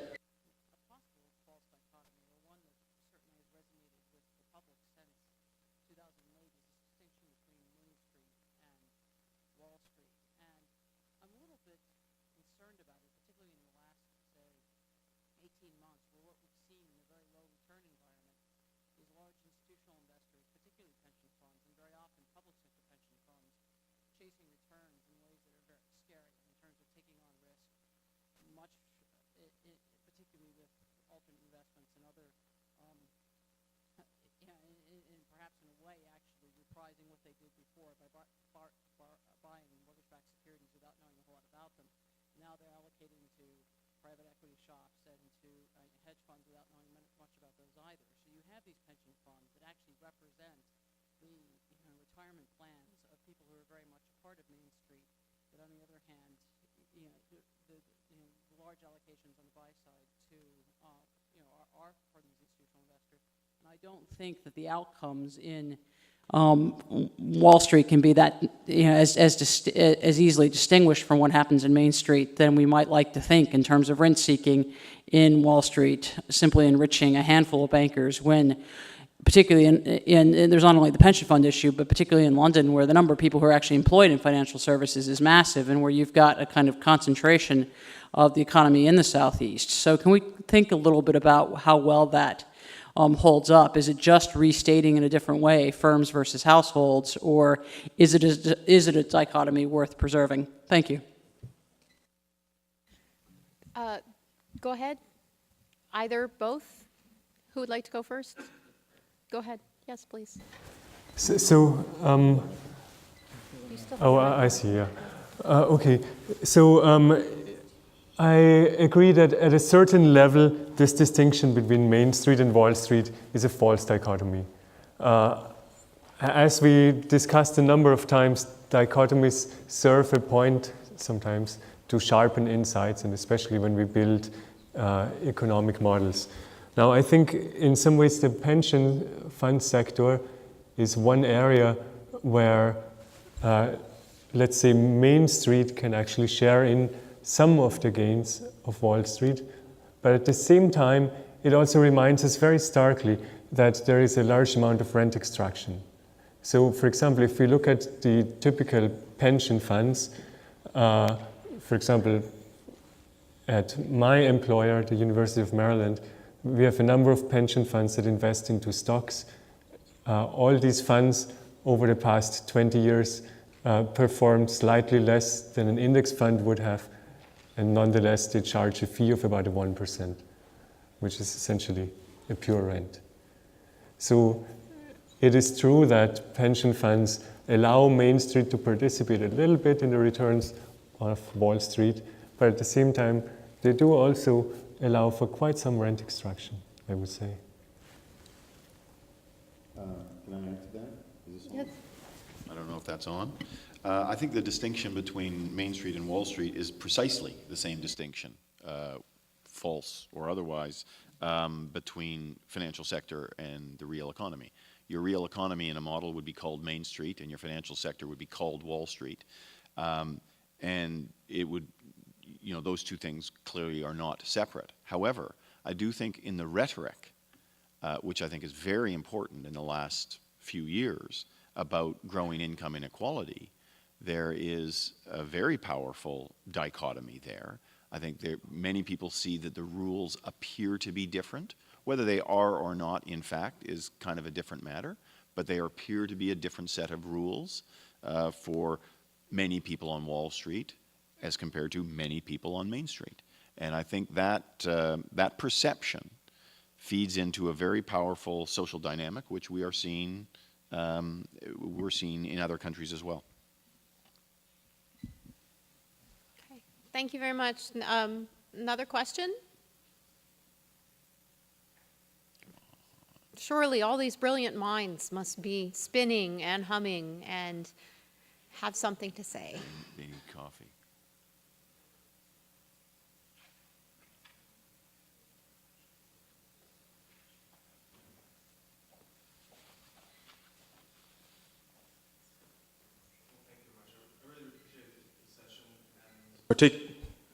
Well, thank you very much. I really appreciate the session, and I would like to. I participated earlier in the workshop for the young scholars, helping us understand what career path we could go on, what sort of challenges we have, and it was very nice to see that in this session we have some agreement that not one way, not one methodology is going to provide the answers. And one thing that was interesting that came out was, which I thought reflected in the session tonight as well, was that economists should sometimes go back and study the actual subject matter. Maybe go to a company and look inside the company. Maybe go into the unions and see how unions and operate in the context. We saw this, the dichotomy between our models and the application of them is so grave in a way that it's startling for a young economist aspiring to be one, that we essentially have to detach ourselves completely from the world we are in to be the world we're trying to explain. And it's something that doesn't feel right, but it's something we've learned to suppress. And I think if we look to other disciplines, maybe that's another false dichotomy. If the discipline that we're trying to replicate, physics, for example, the hard discipline where we actually can make very valid statements. This was also mentioned in the workshop, by the way, that there is room for observing phenomena and then deducting models to adapt to these phenomena. And we don't have that in economics very much. It's very much dominated by one methodology and very few ways of looking at the economy.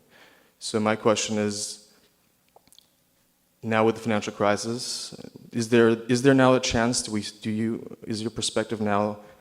Is there an opportunity for us young economists to go down this road, to maybe open up sort of intellectual capital of all these, also the languages that we're all speaking different languages. Each economist is speaking a different language, and we all not moving in the same, we're not able to communicate amongst each other often. Is there a way to communicate with each other that we sort of, amongst the discipline, is there a way to communicate to the fringes of policy, of psychology? I think maybe that's a dichotomy as well of language, and I was wondering if maybe you could comment on that. How do we speak a common language again? How do we bring this all together into one coherent discussion of life and immediacy of what we're experiencing? So thank you very much. I actually see two questions there. One is, how do economists build their models, and is there room for more integration and analysis and experience of the real world as they build the rules of their models, and how would that happen? And then the second one is this issue of communication, both between different segments in economics and perhaps between economists and other disciplines. And they're both, they're very large questions. I can comment on the first, but I will hold that until my colleagues comment on anything they would like to. I have a comment on the first, but No, okay. Let's start with the first then. Building models. I actually want to speak less about building models than about talking about and teaching models. Obviously, we should try to build models that help us think about the world, and it helps to know what's going on in the world to then build a model to address it. But you often can't take that very far because the world is very complex and our brains just can't do it. Our computers might be able to, but our brains typically can't. So we have to build models that are highly simplified. And I just don't see that problem changing. What I am much more concerned about is that in class, so if there's a lot of young scholars here, let me give you whatever benefits I can give you from 23 years of teaching, that here's a great way to produce bad students, okay? You develop a model, you talk about the model in class, and then class is over. That's a great way to build bad students. If you want to build great students, you talk about the model in class, and then you save some time toward the end of the class to say, well, this was the model. Here's the insight that comes from the model, and here's the logic that generates that insight. But now what we have to do is go to the real world. And now let me take you on a messy path from the nice, neat model to the messy world.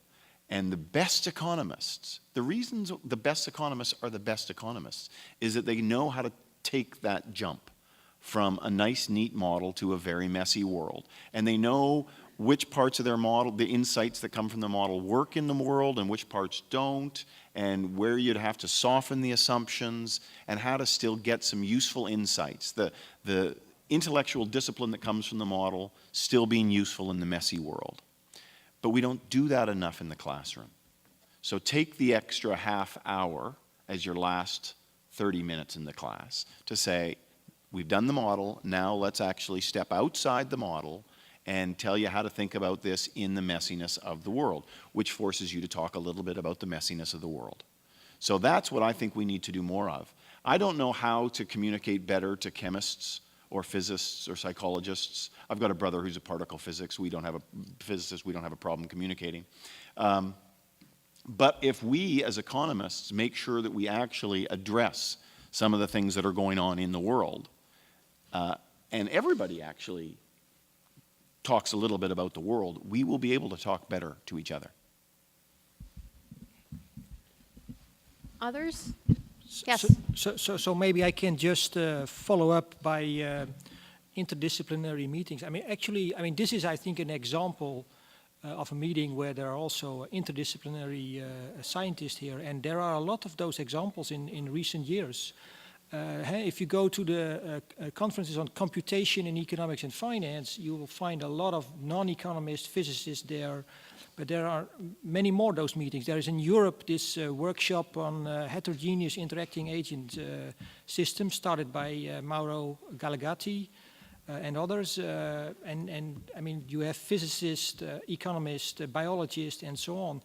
Another example, in the Netherlands, our Dutch Science Foundation has a complexity program. It's running now for 3 years, and they have postdocs and PhD students from all fields, mathematics, computer science, economics, psychology, and they come together regularly. They have workshops. And I think there are a lot of these kind of initiatives. I'm sure the Waterloo Complex Systems Group has similar experience. So there are a lot of opportunities, I think.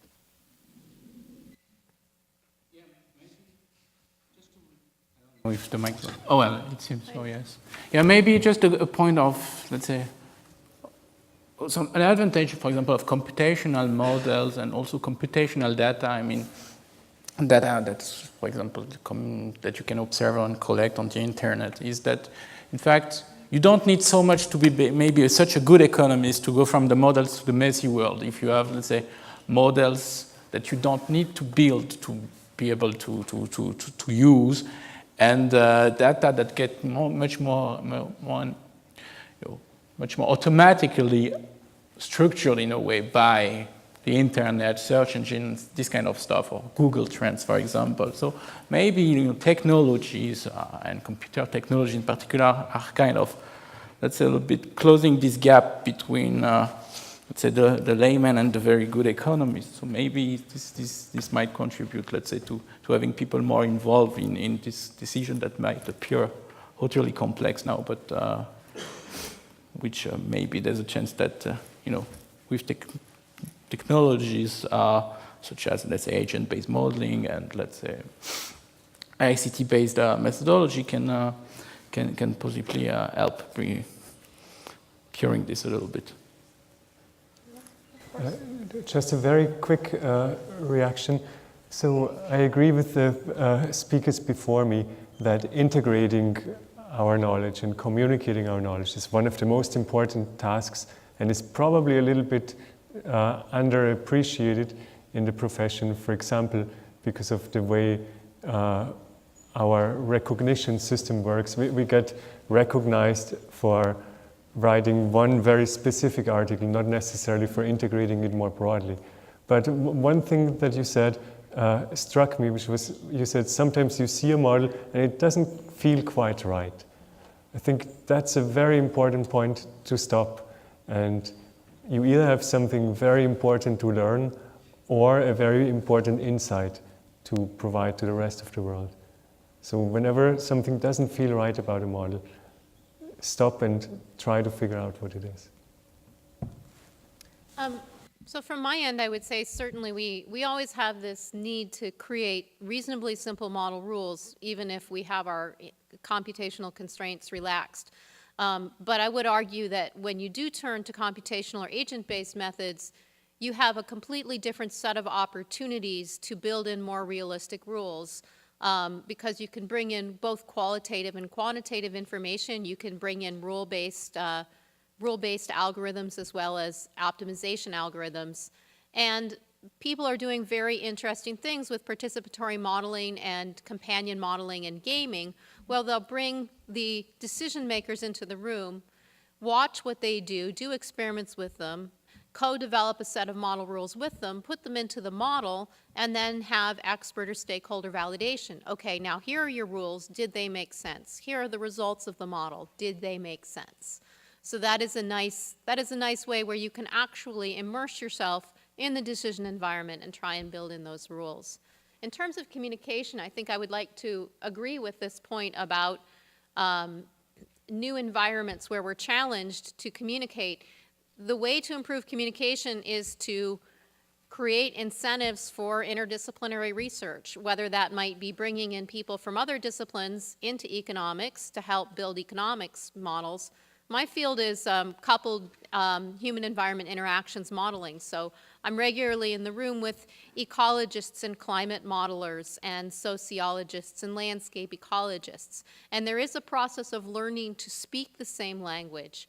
These multidisciplinary educational environments are a wonderful first step towards doing that. And again, to be a bit of an evangelist, I think there's been a major paradigm shift in the United States and the EU because of the existence of very large dollar funding programs for interdisciplinary research that require interdisciplinary teams, many of which target complex systems. And then you also see things like the NSF IGERT programs that fund graduate programs specifically targeted for interdisciplinarity. And those create two great environments where people have excellent incentives to learn to speak to each other, and it's a process. Obviously, being new to Canada, Canada has a very different funding system, and I would love to see that changed in Canada and see Canada emulate some of those things. Programs like iNet are fantastic because they hopefully create environments where the financial rewards are there for risk-taking. And again, I think in the US, when those large interdisciplinary funding programs came out, traditional universities looked up and they said, why, we want to get $2 million, what do we have to do? And they changed their institutional structures. You can say all kinds of things when you have tenure, can't you? But it changed incentives, and funding from programs like iNet can also change those incentives for economics programs because you're putting dollars on the table for new and risky things. So hopefully this is part of the solution. Yes.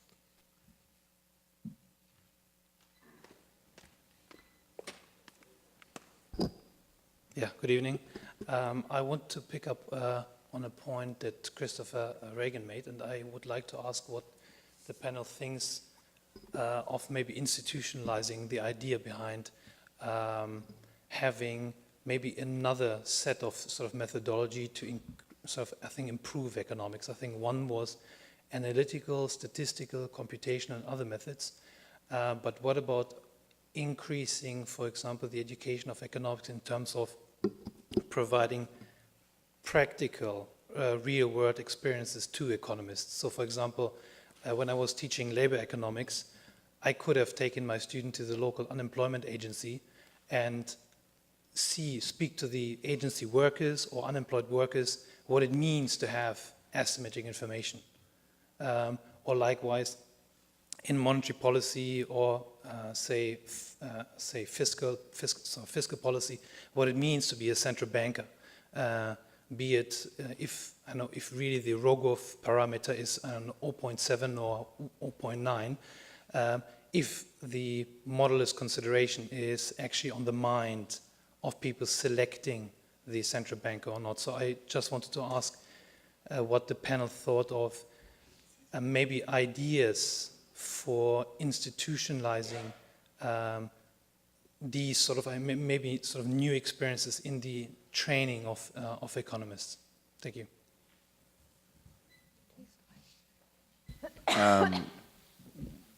What I thought of as soon as you started speaking was for a graduate program, for example, to have a co-op component. I don't know how many of those exist in a master's or a PhD program in economics. I know that there's at least one. I'm an alum of University of Victoria. That's where I did my bachelor's degree. And I know that at least 25 years ago, they had a co-op component in their master's program. I don't know whether that exists in most universities in Canada. I suspect it does not. Briefly, co-op means that they'll have a work term as Sorry. well as an academic term. Yeah. So you do eight months of work, 8 months of coursework, and then 4 months of work, and then come back and write your thesis or research paper, something like that. And I think that's a great idea, actually. And the federal government in Canada has a program where they hire, I think they're hiring master's students, and they come into something called like a young professionals program, something like that, where they typically economists, but not always, and they come in and they go around 4 or so different departments of the government, and they get a sense of the kinds of things that happen. You could have that kind of thing built into a graduate program. I think it would be very effective. I don't know whether it would be popular among students. I'm inclined to think that it would be. Earning the money is always really popular among students. Again, bias, Waterloo has a co-op program. Yeah. Do any of the other panelists have any comments on that question also? No? Okay. We definitely have time for one last question, at least, if anyone has something that they would like to. Oh, thanks. Since there's been all this discussion of effective translation from theory to policy and empirical work, I thought I'd like to get from the panelists examples of people who did that and how they did it. And the one I have in mind, of course, is Paul Samuelson, who did revolutionary interdisciplinary work in economics, who is a very successful investor, who went to Washington to make policy during World War II, completely tried to change the government's view because he was absolutely certain the Great Depression was coming back after the war, and never intervened in policy again for the rest of his life. Okay, excellent question. I'll leave that to my macroeconomist colleagues. Well, a Dutch name is Jan Timberg, and of course he was director of the Central Policy Bureau in the Netherlands, and very good applied economist in econometrician. So I think that's an example. I won't give you a specific name, but I think the United States actually produces a lot. And I think the reason the United States produces, let me not provide a reason. Why do I believe this is true? When an administration changes in the United States, at the federal level, whole rafts of people move out of their offices and they move back someplace. They move back to universities, they move to think tanks, they move to wherever they move, and they get replaced by a whole bunch of people that have come from universities and think tanks. And I think the result of, we do not have that happening in Canada, but the result of that, I think, in the United States is that you have a lot of people that have academic experience, and they have, let me call it Washington experience, and then they move back. And sometimes they move back a few times. In Canada, we have approximately 0 of that. And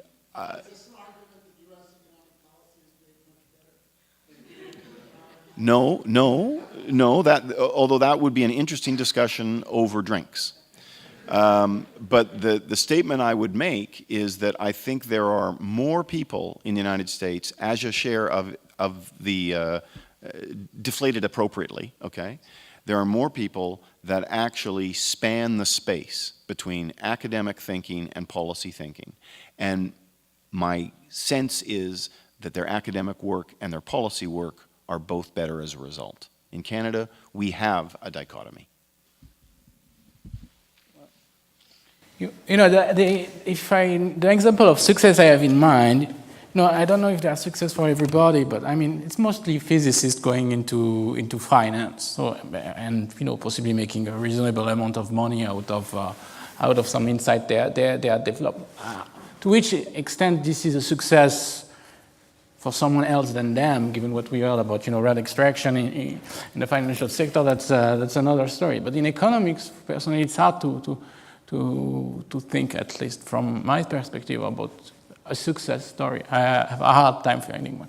I have another example of success story, maybe the other way around, which is industrial ecology, which ties to a little bit to this idea of complex systems and this kind of having self-organization in industry. So there is this place which is called Kalundborg in Denmark, where, let's say, most of the inputs to certain factories are waste of other factories, and this evolves, let's say, more or less in a self-organizing manner into a very efficient industrial complex. And the problem is, so this is a success story there, and this could be made a success story elsewhere, but most of the tentatives to reproduce that have failed.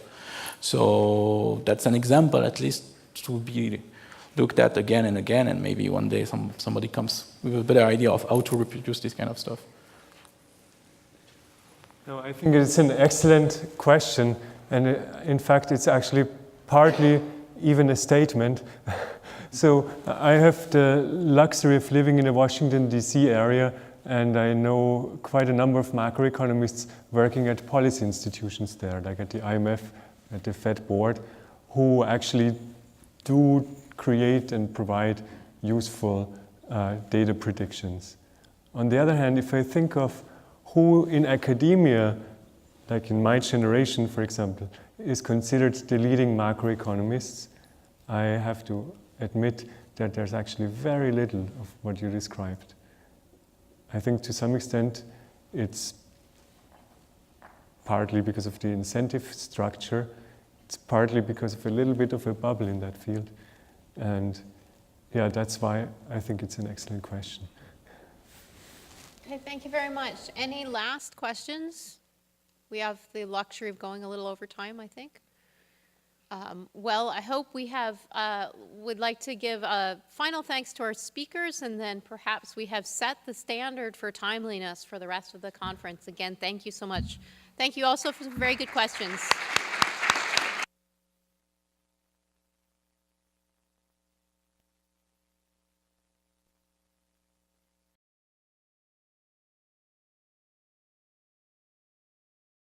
With a student of mine, Jonathan Creamer.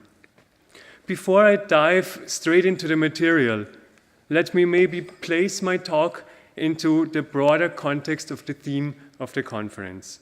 So the theme is false dichotomies. The dichotomy that I want to speak about today is the one between efficiency and redistribution.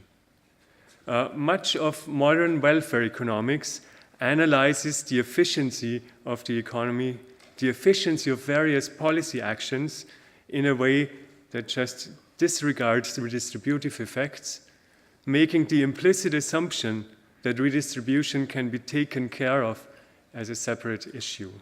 So, to give you just a couple of examples, when we talk about financial regulation or deregulation, most of the papers that I know ask the question, well, what's efficient?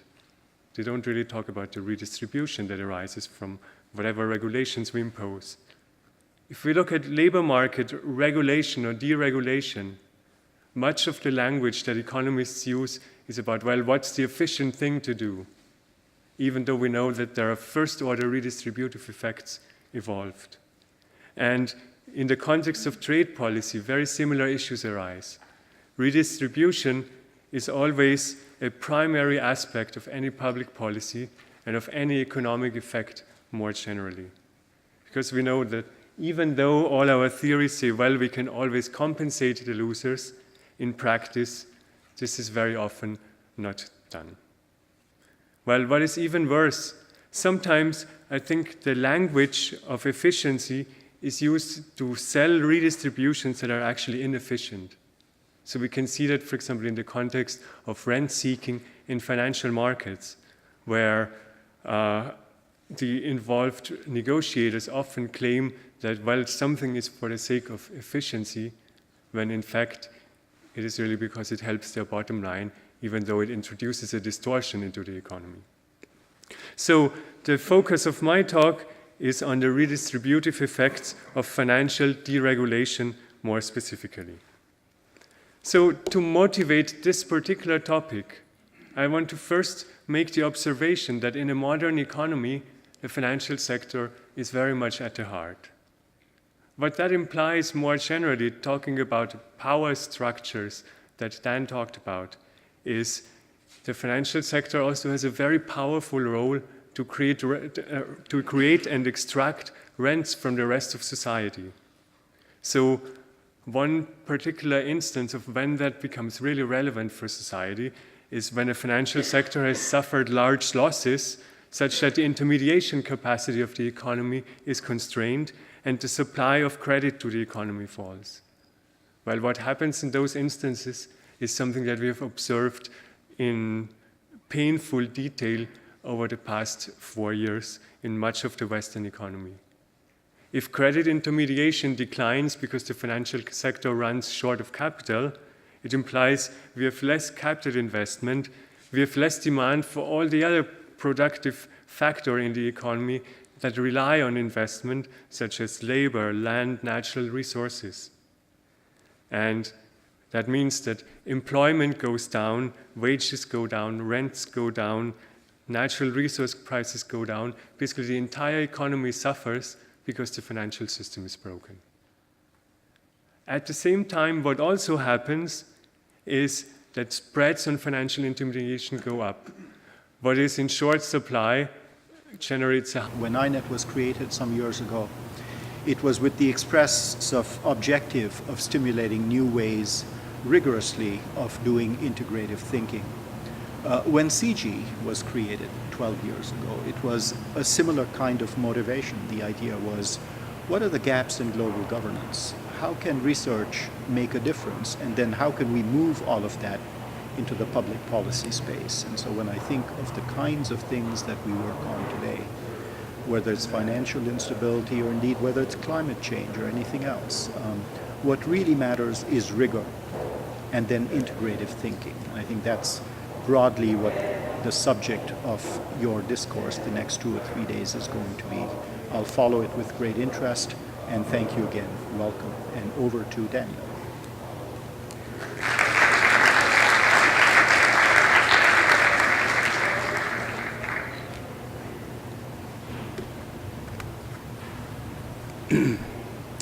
Thank you, Rohinton, and thank you, Rob. Your words and your presence remind us of the scale of the challenge before us, but also of our fortune in having such inspired leadership and committed support in addressing that challenge. My thanks also to Rohinton and to CIGI for hosting us here on your beautiful campus. Thank you. Thank you all for being here. This conference has many parts, so I would like to call your attention momentarily to each group of people that is represented. Let me first make you aware of an audience whose presence is not physical but virtual. Students around the world who, as part of INET's Young Scholars Initiative, are watching streaming sessions over the internet and participating in a number of ways in what we are doing here. I hope it is an inspiration to all of you, as it is to me, that the hunger for new thinking on the pressing issues of our time is so strong. Here in person with us are 40 graduate students, each attending one of 2 mini schools, one in economic inequality, one in financial instability. They are starting out in their careers as economists with the highest sense of purpose to muster intellectual effort against the world's gravest challenges. In our own way, each of us once stood where they stand now, and it can be a lonely and difficult place to stand. I urge everyone to seek out these students, have a conversation with them, and stay in touch with them after this weekend.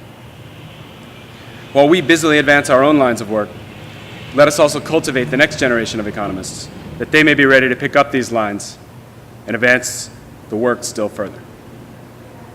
A number of you are here as part of meetings related to INET's Financial Stability Research Program, which it is my responsibility to build. These are to be the first of many face-to-face meetings.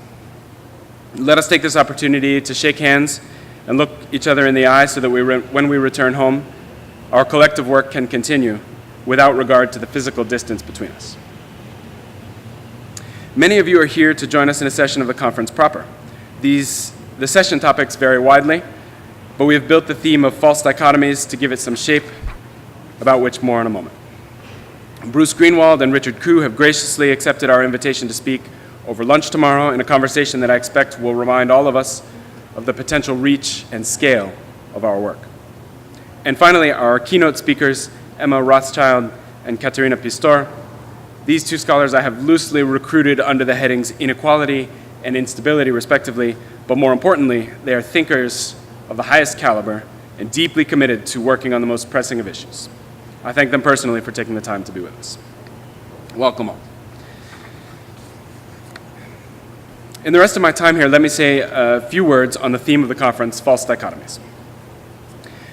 Economics is full of intellectual dividing lines, micro and macro, domestic and international, developed and developing. These are theoretical tools to permit analysis, but they are not only that. Look at seminar attendance in any economics department, or publication records in any journal, and you'll see that these lines also define the sociology of the discipline. In so doing, there is the risk that the divisions of theory will be confused with the categories of reality, and that our thinking will be led astray.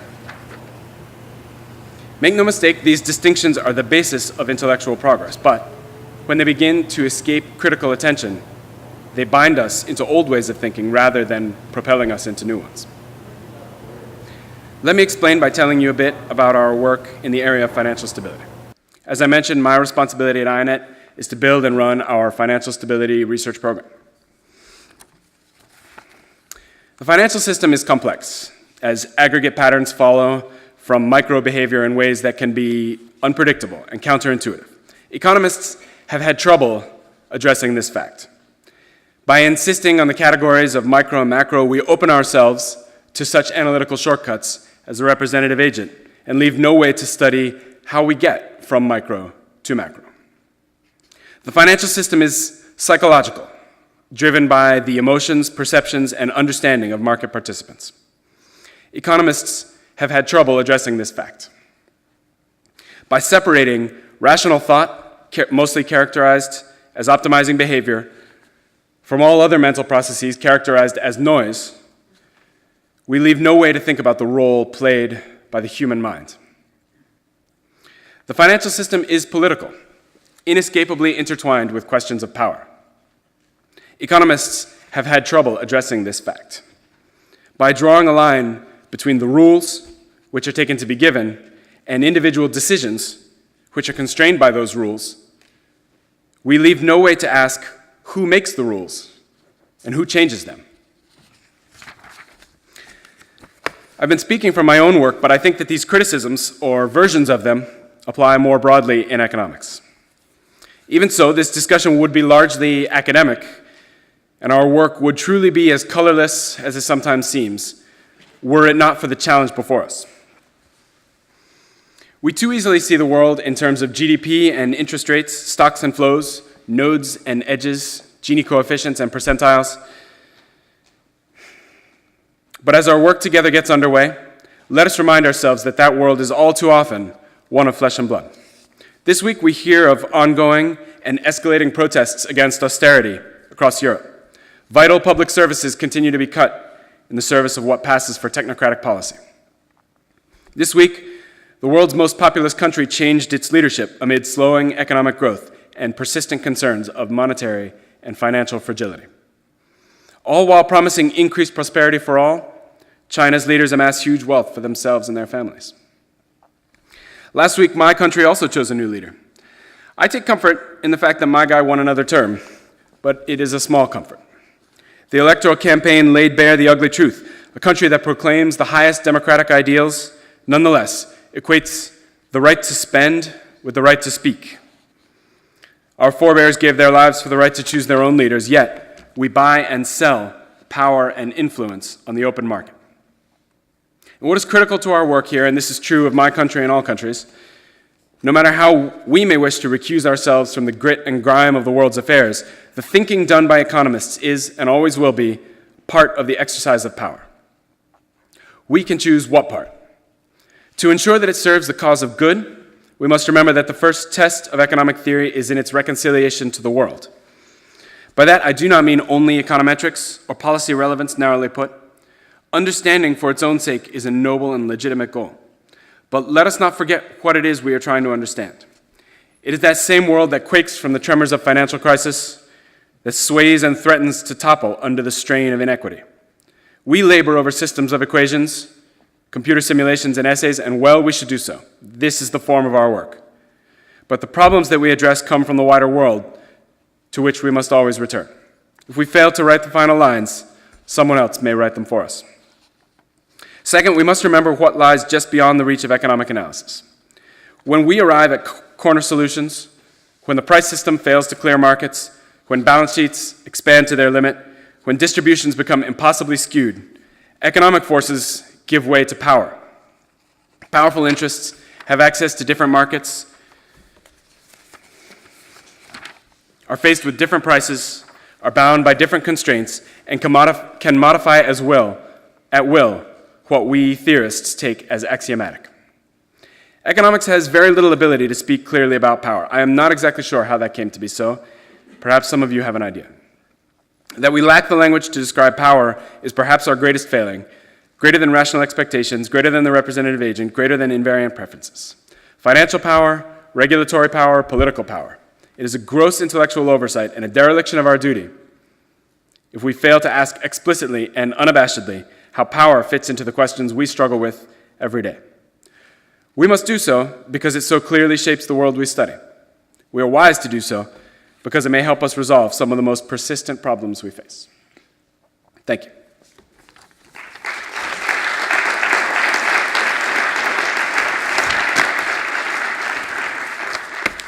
With the mood suitably lightened, let me turn it over to the first session. A quick word to the speakers on this. They tell me that on this screen, when you're running out of time, your slides will disappear momentarily and the time that you have remaining will appear. So do not be alarmed, but wrap up your presentation. Thank you all.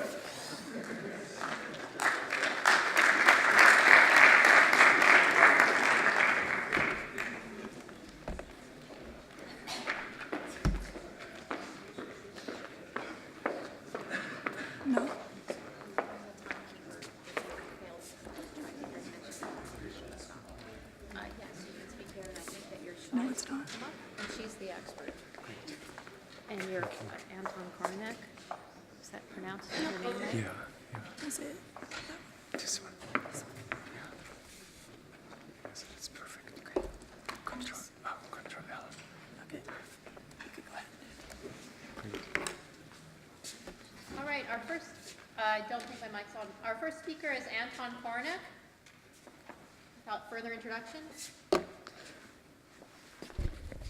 Okay, so thank you very much for the opportunity to speak at this distinguished conference. I'm going to speak about a paper that touches on a number of the issues that Dan has just told us about. And in fact, I didn't realize until I was listening to Dan how closely it is related to both of the mini schools that have been taught this morning and yesterday afternoon. It's related to both inequality and financial instability. So what I want to talk about is basically about the redistributive effects of financial deregulation. And I should also mention, I'm very grateful that this research has been supported by CIGI and INET through one of their research grants. So this is joint work.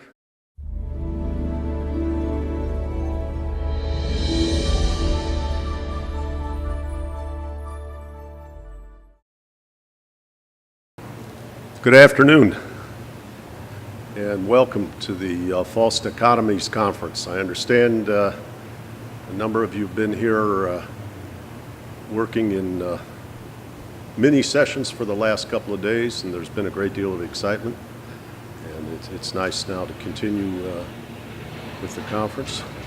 I want to start by, first of all, I want to start by admiring this particular facility. CIGI makes INET jealous on certain instances, and this is one of them. But as a way of saying, at INET we're very, very fortunate to be in partnership with the Center for International Governance Innovation, and we're very grateful for all of the work that you do in building this conference, other events, supporting annual conference, our grant rounds, and CIGI and INET. Right from the get-go, I remember Tom Burns came to the very first conference we did in 2010, April in Cambridge, and it's really nice to see things blossoming. The Young Scholars Initiative began last year at the Desmond Tutu Center in New York, and at that time CIGI was also our partner, and it was really, how I say, it's great to see how much things have grown in a year. In terms of the particular conference, I also want to point out from our staff, Dan Nielsen has done a tremendous amount of work, and Perry Merling overseeing things, and the work that Marshall Arbach is doing now that we let him come home to Toronto, and helping build the relationship and strengthen the relationship with CIGI and INET and with this Young Scholars Initiative is very encouraging from my eyes. So I want to thank you all, and Rohinton, please join me or replace me, I guess, and thank you for all the work that you guys do on behalf of our joint initiative. Thank you, Rob, and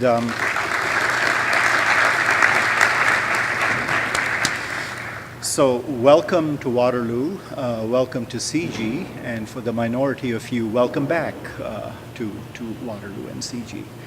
Let me join Rob in thanking all of you for making this all happen, and also thanking the group both at INET and CIGI for the organization and what no doubt will be a very stimulating conference subject.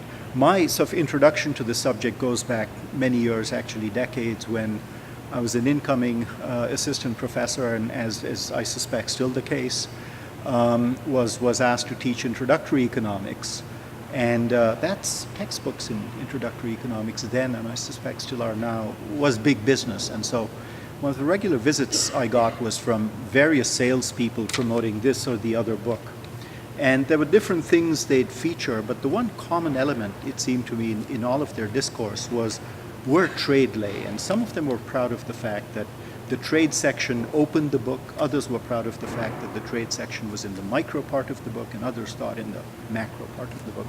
And I couldn't figure that one out. I still haven't quite figured it out, but what I do know is that the successful books were those that actually stimulated the reader to think about the interconnectedness of the various parts of economics, and it didn't matter so much where any particular subject lay or what any particular stream lay.